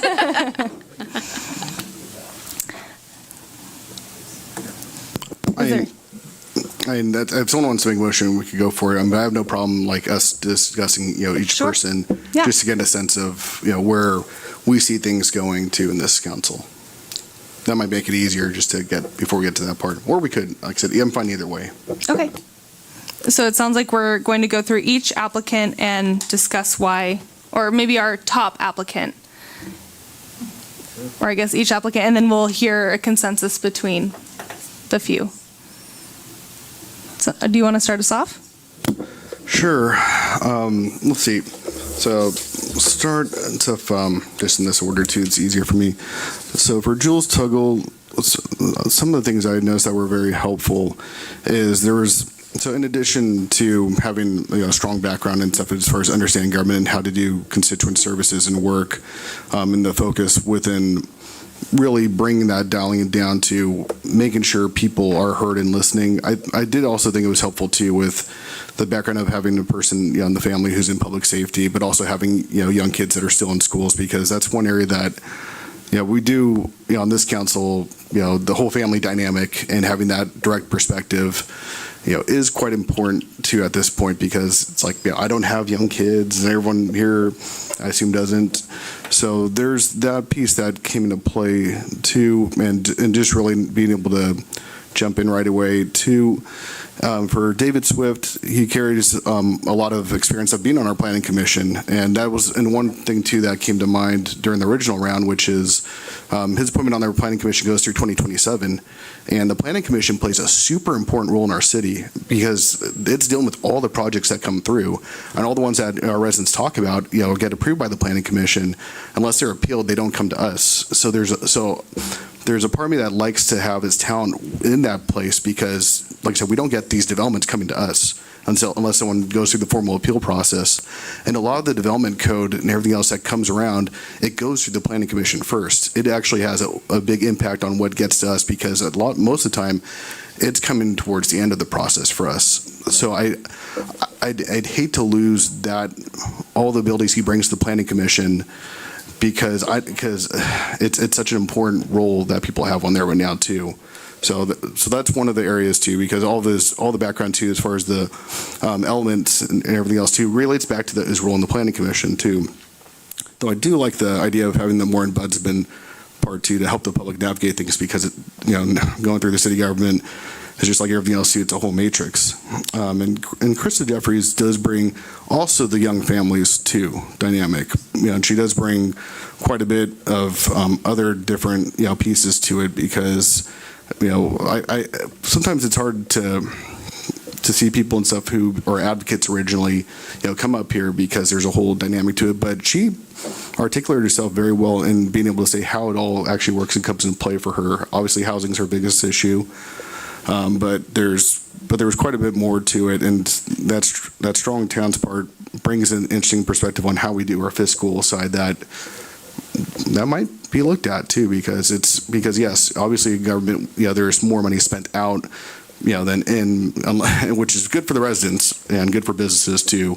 But nevertheless, though, for long-term fiscal sustainability, I do have some concerns about what that future looks like. And we do have, we manage debt, we have unfunded liabilities and different things too. So having even that part of the fiscal ability comes into play. So those were kind of my initial thoughts of people. And like I said, I kind of like different pieces of them all for different reasons, though, too. So that's just me airing out some thoughts. Okay. Mayor Pro Tem? Well, I won't go into that big a detail. Thank you, Clint. But I think anyone would be an excellent representative for District 2 and the city as well. I do like the idea of Jules and Krista with the young kids and their perspective in that regard. But my first choice would probably be David, although I'm hesitant because we would be taking him away from the Planning Commission. And he plays a very important role there, and he's very good at it, but he'd be just as good up here. So those are my thoughts. Thank you. Okay. Well, I am not in disagreement with any of the comments that have been made. We have 3 excellent candidates we have to choose from. When I look at our council, the way we stand now, and I look at the candidates, I like the idea, it's been mentioned before, about a candidate that has young children in our school district. I think that brings a missing element to our panel right now. I would have to say, again, they're all excellent choices. I'll maybe narrow it down a little bit more with my final comment. I really like the experience, the political education, and the comments that Jules made, really stressing on bringing District 2 together, of building bridges, and I'm very much in favor of Jules at this point. Okay. So all of these are very valid points. I would have to concur about Jules and Krista having children that are in our schools right now. That is something that we are missing off of our board currently. I also think David is a great choice because he is so knowledgeable in what is happening, the issues that are at hand, and he has been very active in our community. But you're right, if he were to be up here, we'd be losing him off of the Planning Commission, which I know that that's a big role as well. So this is it. I guess we're not narrowing it down very well, huh? No, we're not. I know, yeah. Is there anybody that would like to entertain a motion? All right. As the newest council person, I'll go ahead and start that and see what happens. It's a learning experience for me as well. But I'll go ahead and nominate Jules Tuggle for the District 2 supervisor seat. All right, we have a motion. Second. All right, we have a motion and a second. Any further discussion? No? So we have a motion and a second. I think it's time for a roll call. Councilmember McCrory Driscoll? Yes. Councilmember Wyrick? Yes. Mayor Pro Tem Robert? Yes. Mayor D? Yes. All right, congratulations, Ms. Tuggle.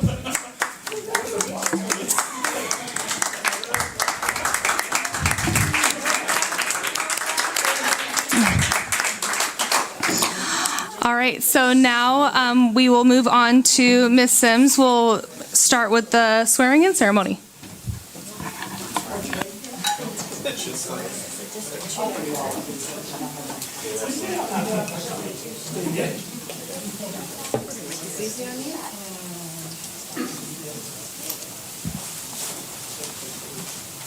Am I just talking to talk? Or I'm going to swear in? Okay, here. Because I also have some comments before people leave. Can I? Okay, after. Follow our lead. I'm not very good at that. Please raise your right hand and repeat after me. I state your name. I, Julianne Tuggle, Do solemnly swear do solemnly swear that I will support and defend that I will support and defend the Constitution of the United States the Constitution of the United States and the Constitution of the State of California and the Constitution of the State of California against all enemies, against all enemies, foreign and domestic, foreign and domestic, that I bear true faith and allegiance that I bear true faith and allegiance to the Constitution of the United States to the Constitution of the United States and the Constitution of the State of California, and the Constitution of the State of California, that I take this obligation freely that I take this obligation freely without any mental reservation or purpose of evasion, or purpose of evasion, and that I will well and faithfully discharge the duties upon which I'm about to enter. Thank you.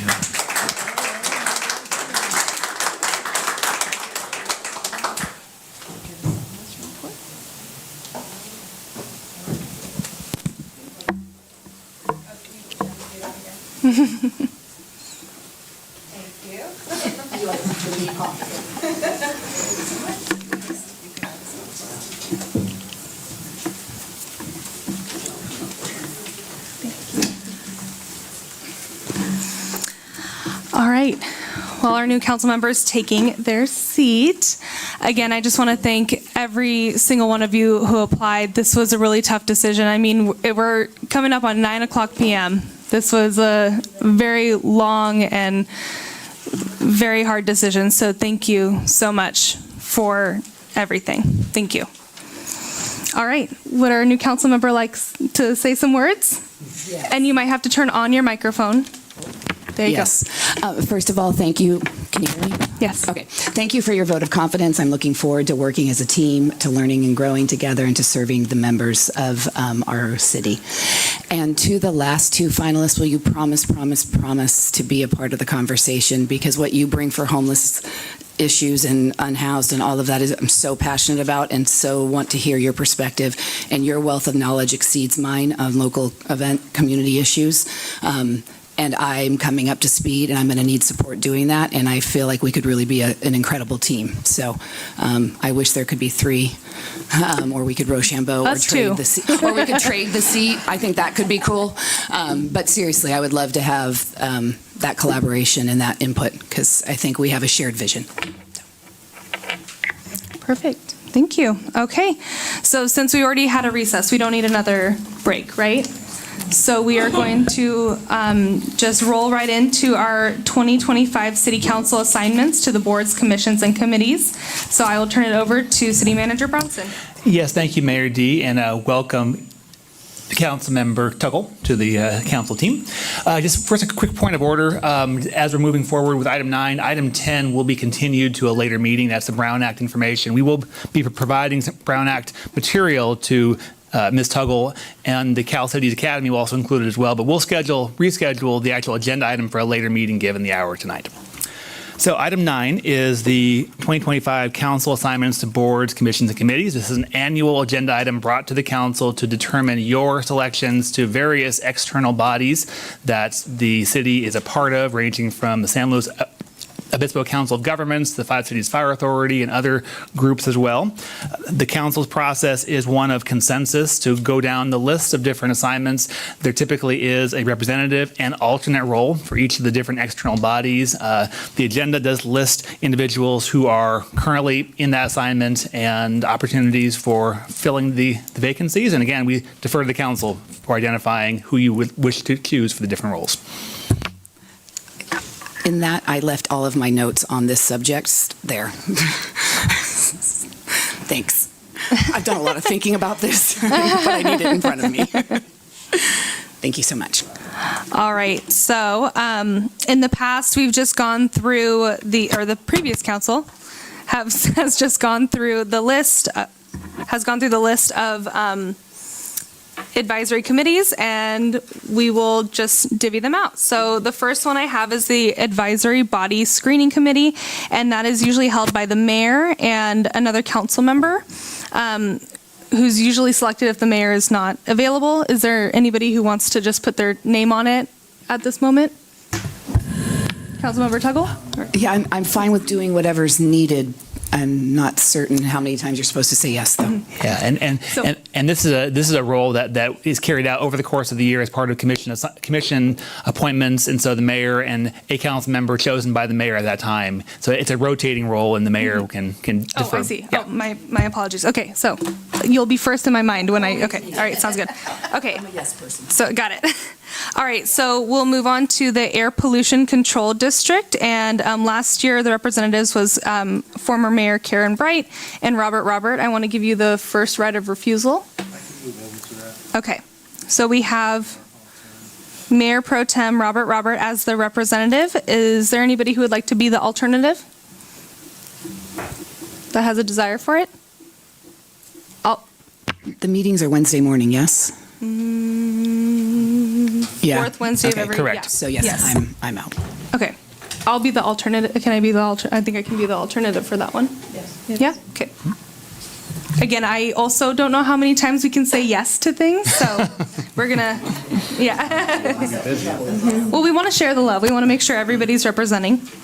All right, so next we have the California Joint Powers Insurance Authority. Councilmember Wyrick was the representative with former Councilmember Zimmerman as the alternate. Councilmember Wyrick, would you still like to keep this one? I'm fine keeping it. It's one meeting. You do have to travel to forward to, but if someone else wants to do it, as far as the primary alternate, I'm fine either way, but I could continue on if others don't. Is there? No? Okay. I'm happy to be alternate. Perfect. So we have Councilmember Wyrick as the representative and Councilmember McCory Driscoll as the alternative. Five Cities Fire Joint Powers Authority. Last year we had Daniel Rushing as the representative and Councilmember Wyrick as the alternative, or there's two representatives for this. So would you like to keep this one? Yes, I'd like to stay on. I also have an interest for this, unless somebody else would like to, so. The way that's listed on our agenda packet isn't fully accurate, except there's, because there's two full seats on it because it's a 4-member board. Right. Yeah. All right, so it looks like myself and Councilmember Wyrick will be the representatives for Five Cities Fire. Next, we have the Homeless Services Oversight Council, or rather known as HSOC. We had Councilmember Wyrick as the representative and Councilmember Zimmerman as the alternate. I want to give Councilmember Wyrick the first right of refusal. Because of another dynamic and something I'm interested in later on, as far as when assignments comes on to, I would actually prefer to be the alternate on there because there could be, and having served on HOC, the conflict of interest in the other appointment too. So, and we can come back to this one if that makes it clearer as we go on. Is there anybody interested in HSOC to my left? I am interested in any of the committees that focus on homelessness, but if there's some crossover that's better to have a group conversation, I'm fine with that as well. Well, it sounds, I think that. Does that work for you, Clint? Yes. Yeah, I mean, if you're the primary and stuff, that'll work. Okay, so Councilmember Tuggle will be the primary, and then Councilmember Wyrick will be the alternate. Next, we have Integrated Waste Management Authority, IWMA. I believe Mayor Pro Tem Robert is the chairperson this year, so I think we'll keep you there. Yeah? Okay. Daniel Rushing was the alternate, so is there anybody who would like to be the alternate for that one? I can be the alternate. All right. Councilmember McCory Driscoll will be the alternate, and Mayor Pro Tem Robert will continue to be the representative on that one. Next, we have REACH. I am very interested in filling that seat with my background in economic development. I'd like to see if I couldn't fill that main responsibility. Absolutely. Anybody want to? Nope. Cool. Wonderful. So, all right. So Councilmember McCrory Driscoll will be the representative, and Mayor Pro Tem Robert will be the alternative. The alternate. I keep saying alternative. It's the alternate. Excuse me. Next, we have San Luis Obispo County Water Resources Advisory Committee, or RAC. Last year, it was Councilmember Wyrick and Mayor Pro Tem Robert as the alternate. Something actually I'd recommend for this one is, I'm fine being on the rack, but for Zone 3 for that advisory committee, whoever takes that top spot, I think should also be taking this one so that they're syncing a lot of the water issues together, because Zone 3 is very specific to our city and other different providers here, while the rack's a lot more broader. But from my experience on the rack, they provide quite a bit of things too, where especially where that probably would be good for whoever's the primary to be primary in both of those. That's my opinion. So, yeah, and I wouldn't want to be the primary in that kind of situation then, where I could be the alternate but not the primary for the rack. But so maybe that's a good part when we talk about Zone 3. Maybe talk about these if people are open to that. Zone 3 is a really big one, so I would agree with you. Let's table this one for now, and then go back to it when we discuss Zone 3. All right, next we have the San Luis Obispo Council of Governments and the San Luis Obispo Regional Transit Authority, which is other known as SLOCOG and SLO RTA. I have an interest in this one, so if anybody wants to, no? Okay, so I will take SLOCOG. Who would like to be the alternate?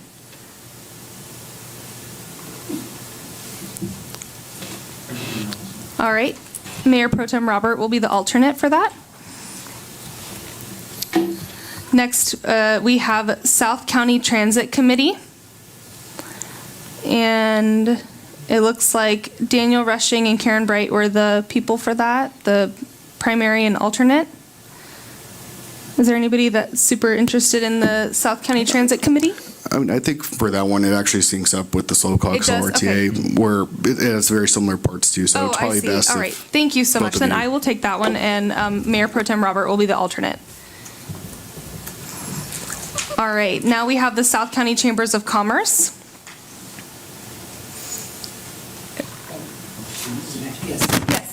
Love it. Okay, I'm happy to perfect. do that. So Councilmember Tuggle will take that one. Is there anybody who would like to be the alternate? All right. Mayor Pro Tem Robert will be the alternate for that one. Next, we have the South San Luis Obispo County Sanitation District. And I believe it's the mayor and then an alternate. So I will take that one as the primary. And Councilmember Wyrick, it looks like last year you were the alternate. Did you still want to be the alternate, or do you want to? I'd like to continue this alternate for that. Perfect. Okay, so Councilmember Wyrick will be the alternate for that. Next, we have Visit SLOCAL, the advisory committee. And it looks like Zach Zimmerman was the primary and Mayor Pro Tem Robert was the alternate. Okay, Mayor Pro Tem will stay the alternate. Is there anybody who would like to take it? Yes, I'll take on visitation. All right, beautiful. Councilmember McCrory Driscoll will take on Visit SLOCAL. All right, now we get back to our discussion on Zone 3 and RAC. Before we finish that, Yes. I thought I saw in an email that there was 2 added to this. So CAPS. Yeah, Community Choice Energy, the 3C. And the 3C. Central Coast Energy, and then CAPSLO, yeah. So do we need to Correct. see those as well? Yeah, the Central Coast Community Energy, we're looking for an individual to serve as the alternate for a 3-city shared seat that we have with Pismo Beach and Arroyo Grande. And then the Community Action Partnership of San Luis Obispo County, we are looking for individuals to serve in that capacity. Yeah, and Community Action Partnership was the one I was interested in. So. CAPSLO, you said CAPSLO? Okay. So then, Would it make sense for me to be your alternate and then you be my alternate on the homeless, or I feel like there's a piece that I may not understand that you have. So the one of the catches with Homeless Services Oversight Council is, and this is the part where it wouldn't be best and stuff for me to be the primary, because there are certain cases where if you're a staff member on the board for an entity that comes up when encapsula does come up, that you have to recuse yourself from it though too. So that's where it actually wouldn't be good to have the two same people, because then anytime that comes up on a funding thing, the city is entirely recused. So that's, and it doesn't come up every meeting, but it does happen every now and then too for some of the funding decisions. So that's where it's like having involvement in there was helpful, but yeah, I didn't want to be in the spot too where it's like, okay, well, there goes the city's vote. Yeah, as a no, primary. that's a great point. Thank you. So did I hear that Councilmember Wyrick wanted to take the primary on the CAPSO? Yeah. Okay. And who would like to be the alternate on that? Just FYI, I have a conflict with my work. Yes. We are contracted with them, so I cannot. All right, thank you. I guess I'll be the alternate. Okay. And then 3CE, is that what? That's correct. We need one person to serve as a 3-city alternate in case the primary representative, which this year is in Arroyo Grande, is not able to attend the board meetings, and they're held quarterly. Okay. Does anybody? I'm happy to do that. Okay. All right, so we have Councilmember McCrory Driscoll going to do that one.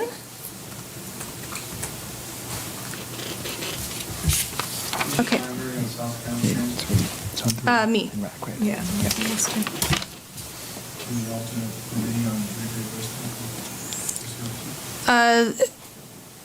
Who was, I think it was McCrory Driscoll, Councilman. For the IWMA, who was the alternate on that one? Councilman McCrory Driscoll. Okay. All right, so now we're back to Zone 3 and RAC. Okay. Does anybody have a?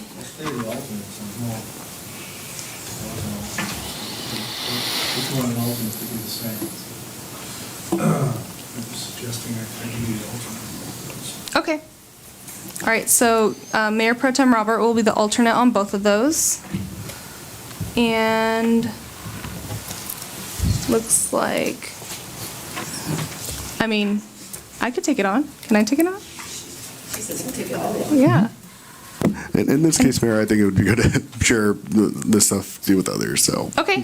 So then, would you like to take it on? no, I specifically wouldn't. But I think and stuff on that side, either of those two. I could do the rack, if that makes sense. Speak quickly. I feel like you have more information. but RAC yes. and Zone 3, so they're both water related. And you'd take one part and I'd take one part? Is that No, what you we're would saying? take both parts. Oh, both parts. That would, in my opinion, that would be the ideal situation at this Okay, time. let me look at the, And so the Water Resource Advisory Committee, the RAC, it meets the first Wednesday on a lot of months except July and August. And then, then Zone 3 meets, let's see, on the third Thursday of January, March, May, et cetera, every other odd number ones at 6:30 p.m. yeah, no, that's fine. I can do that. Okay, so Councilmember Tuggle will take RAC and Zone 3. And I believe on my agenda, it looks like those are all the assignments. Is that correct? Who will be the alternate on both RAC and Zone 3? Mayor Pro Tem Robert.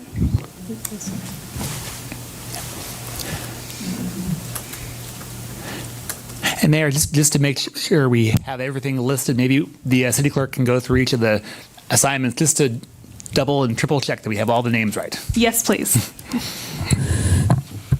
For the Air Pollution Control District, we have Mayor Pro Tem Robert as the representative and Mayor D as the alternate. California Joint Powers Insurance Authority, we have Councilmember Wyrick as the representative and Councilmember McCrory Driscoll as the alternate. Central Coast Community Energy as the representative, we have Councilmember McCrory Driscoll. As the Community Action Partnership of San Luis Obispo County, we have as the representative Councilmember Wyrick. The alternate is Mayor D. The Five Cities Fire Joint Powers Authority, the representative is Councilmember Wyrick. The alternate is Mayor D. The Homeless Services Oversight Council, the representative will be Councilmember Tuggle. The alternate will be Councilmember Wyrick. The Integrated Waste Management Authority, the representative is Mayor Pro Tem Robert.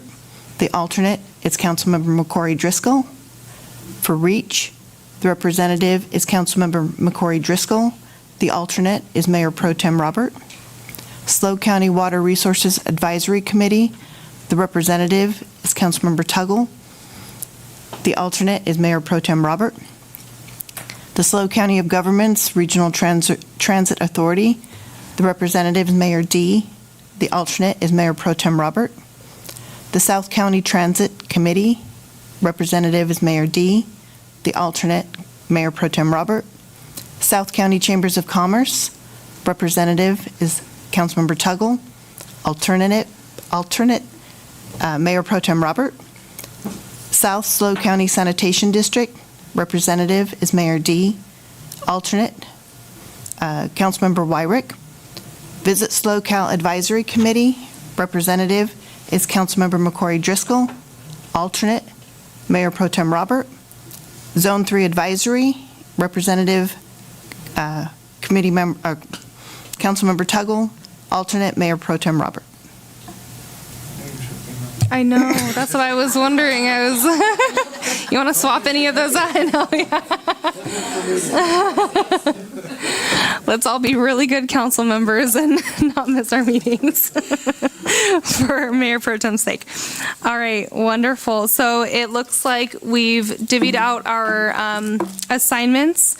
I forgot to do this beforehand, but I will open up public comment if anybody wishes to come speak on the item and disagrees with what we just mentioned, but please come up to the podium. Anybody on the line? No, there's no one on the line. Then I will close public comment, and I apologize for not opening it up sooner. So it looks like we need to make a motion on this. Sure. I can make the motion to adopt the resolution confirming the council assignments that were just noted and authorize city clerk to update the California Fair Political Practices Commission FPPC Form 806 for posting on the city's website. I second that. Wonderful. We have a motion and a second, and we'll call on Ms. Sims for the roll call. Councilmember Wyrick. Yes. Councilmember Tuggle. Yes. Councilmember McCory Driscoll. Yes. Mayor Pro Tem Robert. Yes. Mayor D. Yes. Wonderful. So, like City Manager Bronson said, we will be moving our Brown Act information and training to a later time. So, Or actually, quick question for procedural purposes too, should the council just give concurrence and direction to postpone this formally? So if one of you could simply make a motion to continue the item to a future council meeting to be determined, and then a second, and then a vote, that would be perfect. thank you for that direction. No, go ahead.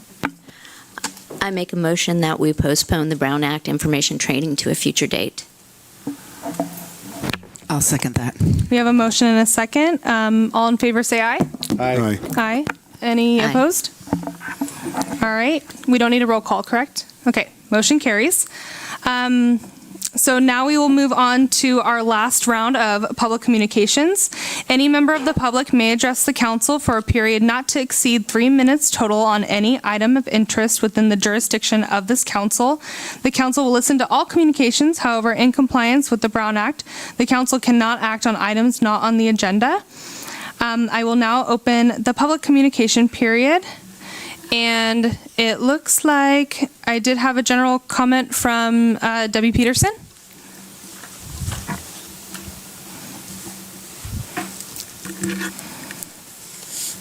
Thank you, Mayor, council members, and new council member.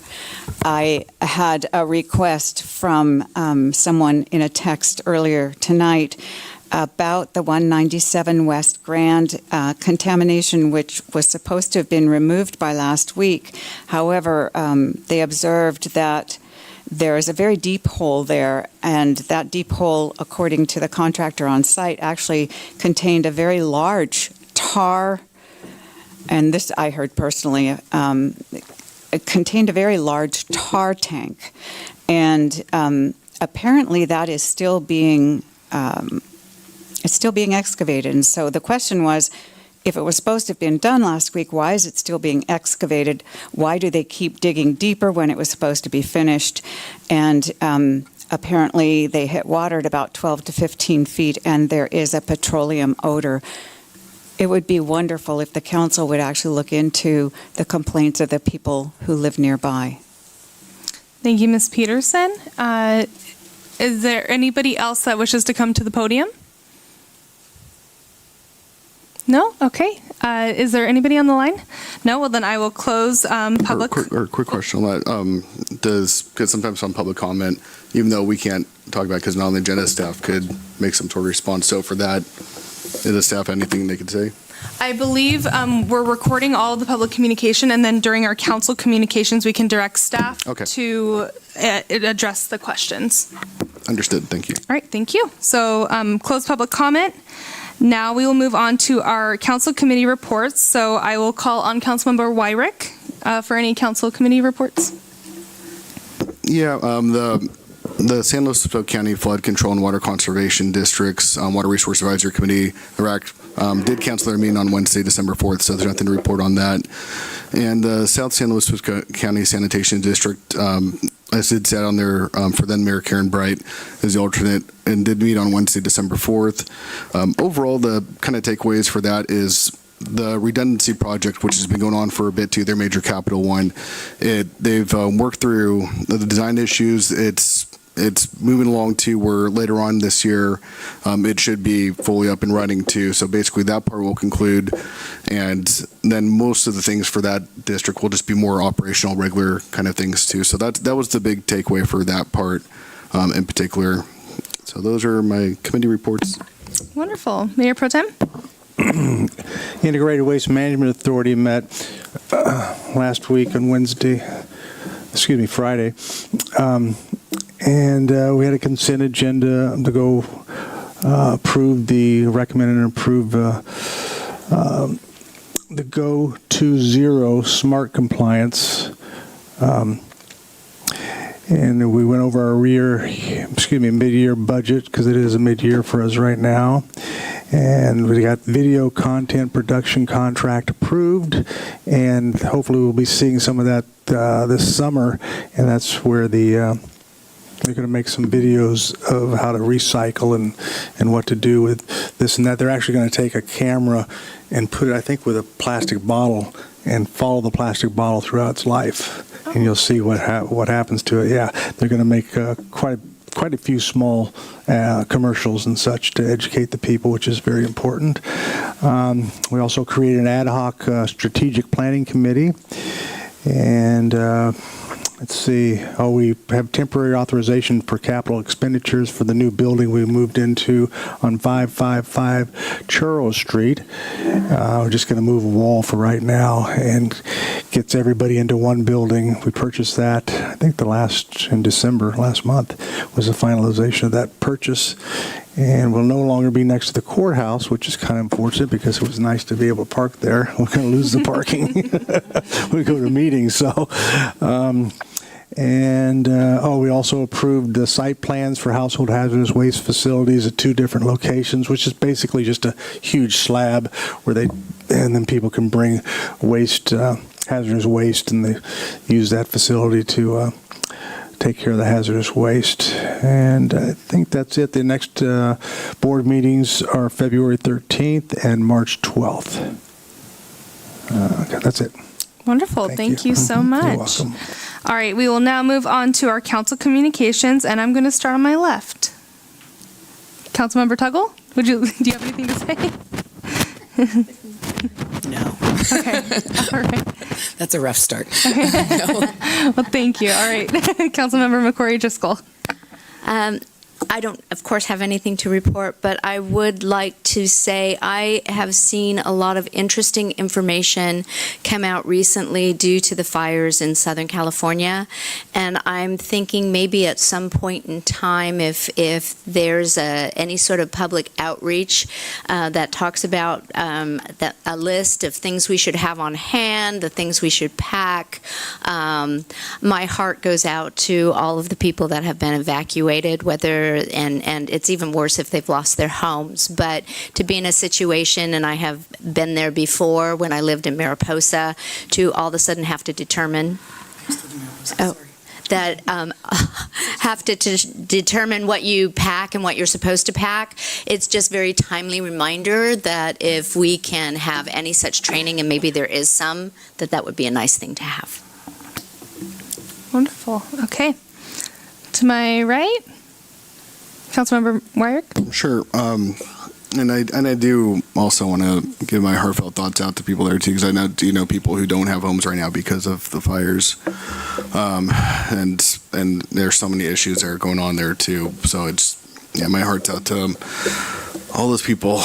And on a more positive note too, I do want to congratulate Officer Smiley for our police department, who graduated from the police academy at Allen Hancock College last December too. So he was working for our city before. Now he's in this role too.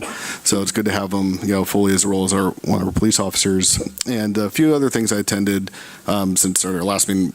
We had to defer a lot of these.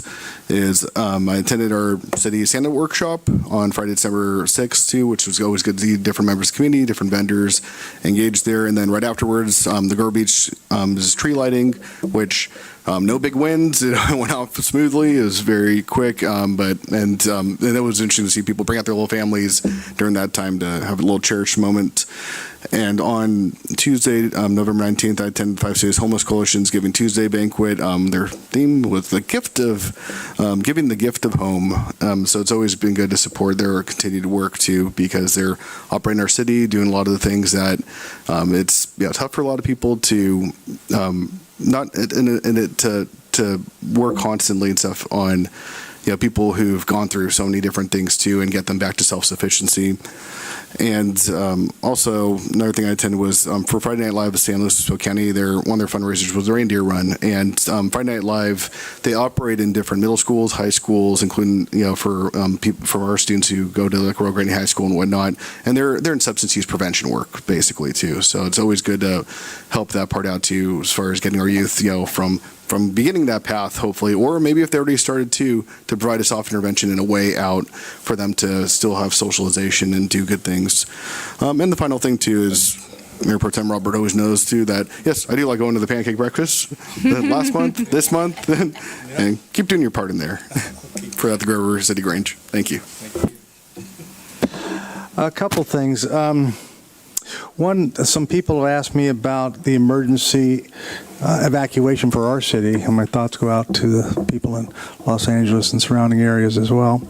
And I know that once or twice a year, Mr. Bronson, once or twice a year, don't the city staff and you all get together and have an emergency drill for evacuating the city and what to do? We do such drills periodically. We did one back in June tied to a Diablo Canyon exercise. We have one coming up in a couple of weeks tied to Lopez Lake. So it's on a periodic basis. Yeah. Is there any way that we can get some type of basic package put together for the citizens to know what to do? Like, I remember one of the roads that we've shortened and made smaller used to be the road to evacuate. I think it was Atlantic City, or which road was that's really wide? Atlantic City.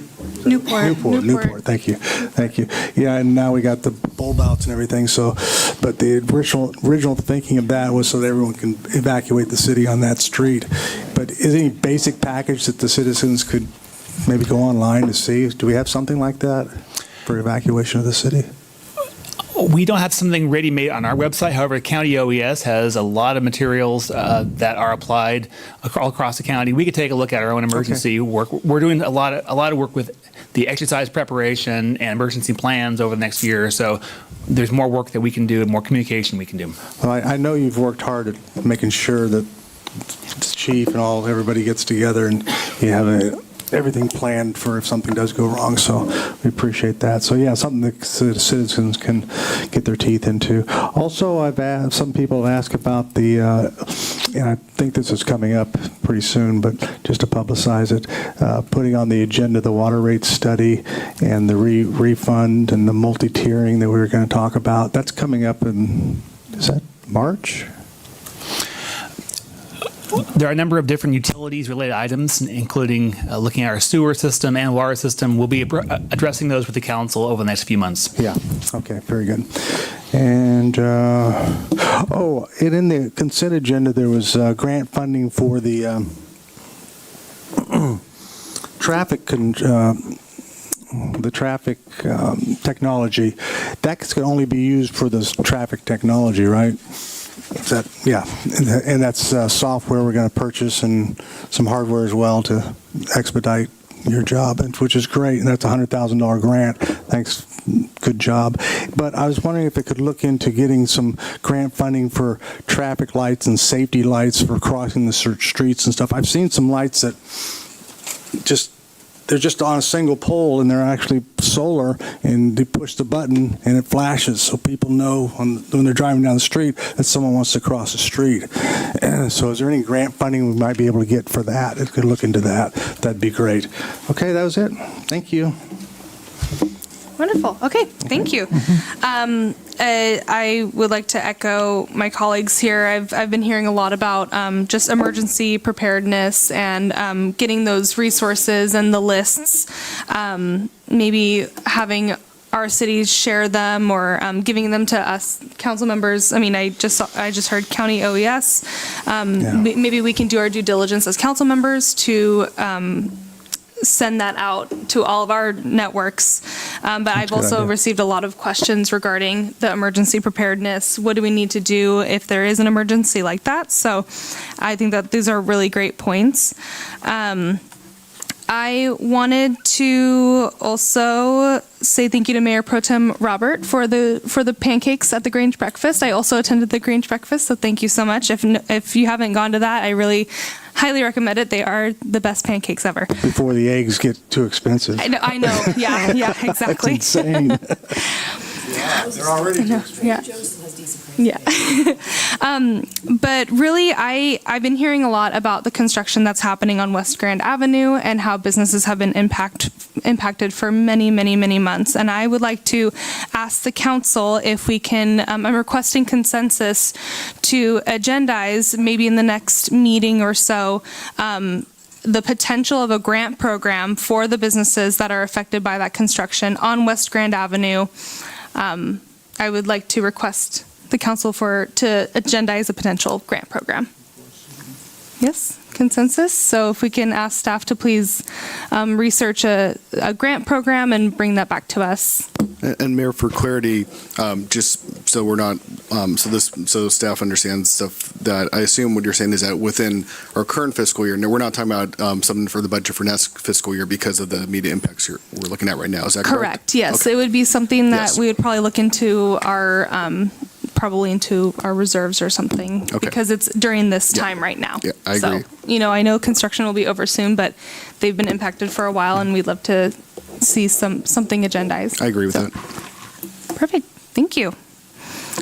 All right, that was it for my council communications. And then, since as far as the public comments earlier too, just a few things gave staff. Oh, yes, excuse me. In case staff wants to have some sort of response. So the issues were on our Citizens Oversight Committee. Let's see, the construction came up too as far as that, and then let's see, the AARP tax aid, they're requesting for the rental fee support, and then the 197 West Grand Avenue.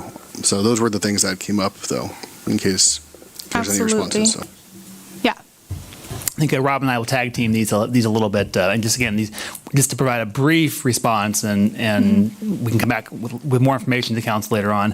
On 197 West Grand Avenue, we are continuing to work on carrying out the necessary and identified environmental assessments and remediation of this work. Excavation work is wrapping up. There's one area that's still being done as we speak, and we will be wrapping that up, making sure the contractor is getting that accomplished with the licensed professionals they work with. We'll send more information to council, but everything is going forward as according to regulations and permits. With regards to the Citizen Oversight Committee, Rob, you want to take that? And again, briefly, and we can send council more information individually, and if individuals want to reach out to you, then they can do that to keep it brief here, but under the Oversight Committee and the concerns that were raised, going back and looking at the intent as it was provided through all of the staff reports, looking past at all of the prior staff reports that have been reviewed through the Oversight Committee and looking at all of the applicable language, it all aligns with what's currently being provided to the Oversight Committee. So it does comport with what, the city has been doing since the inception of several of these funds. And then there was Mr. Wingate with the AARP, the tax assistance, the rescission or abatement. I believe this is a request that came last year as well, where there was a reduction, Ms. Erickson? No, their request was to waive the rental fees. It would just mean that we could not make revenue off the Ramona Center for that time period during February, March, and part of April. It's just one day a weekend? What?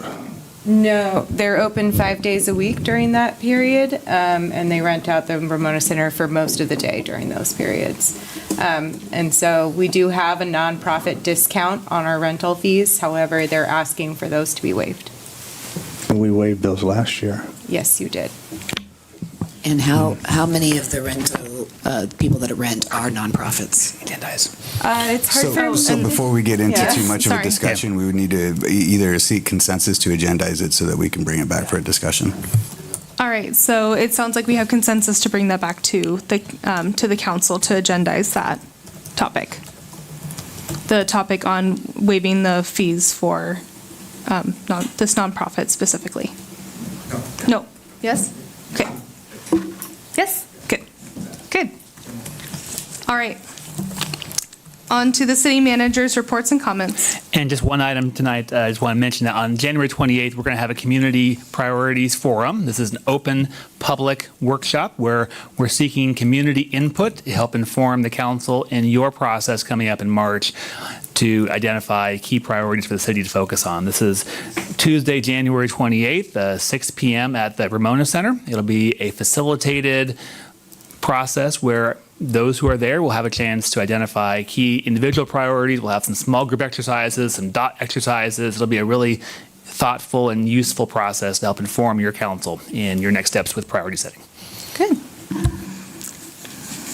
All right, on to the city attorney's reports and comments. Mayor, Council, I have no reports or comments. Okay, then now we're going into closed session, so I'll call on again the city attorney to read the closed session items and ask if we have any questions. Thank you. For closed session, there are two items this evening. The first is conference with legal counsel, anticipated litigation, significant exposure to litigation pursuant to paragraph 2 or 3 of subdivision D of Government Code Section 54956.9, one case. The second item is conference with legal counsel, existing litigation. The name of the case is Grover H2O, Deborah Peterson and Brenda Auer v. City of Grover Beach et al., San Luis Obispo Superior Court Case 24CV-0264, pursuant to Government Code Section 54956.9D1. Does the council have any questions? No? Well, then I will open public comment on closed session. If anybody wishes to speak, you can go up to the podium. Is there anybody on the line? Then I will close public comment, and we will recess into closed session. Thank you.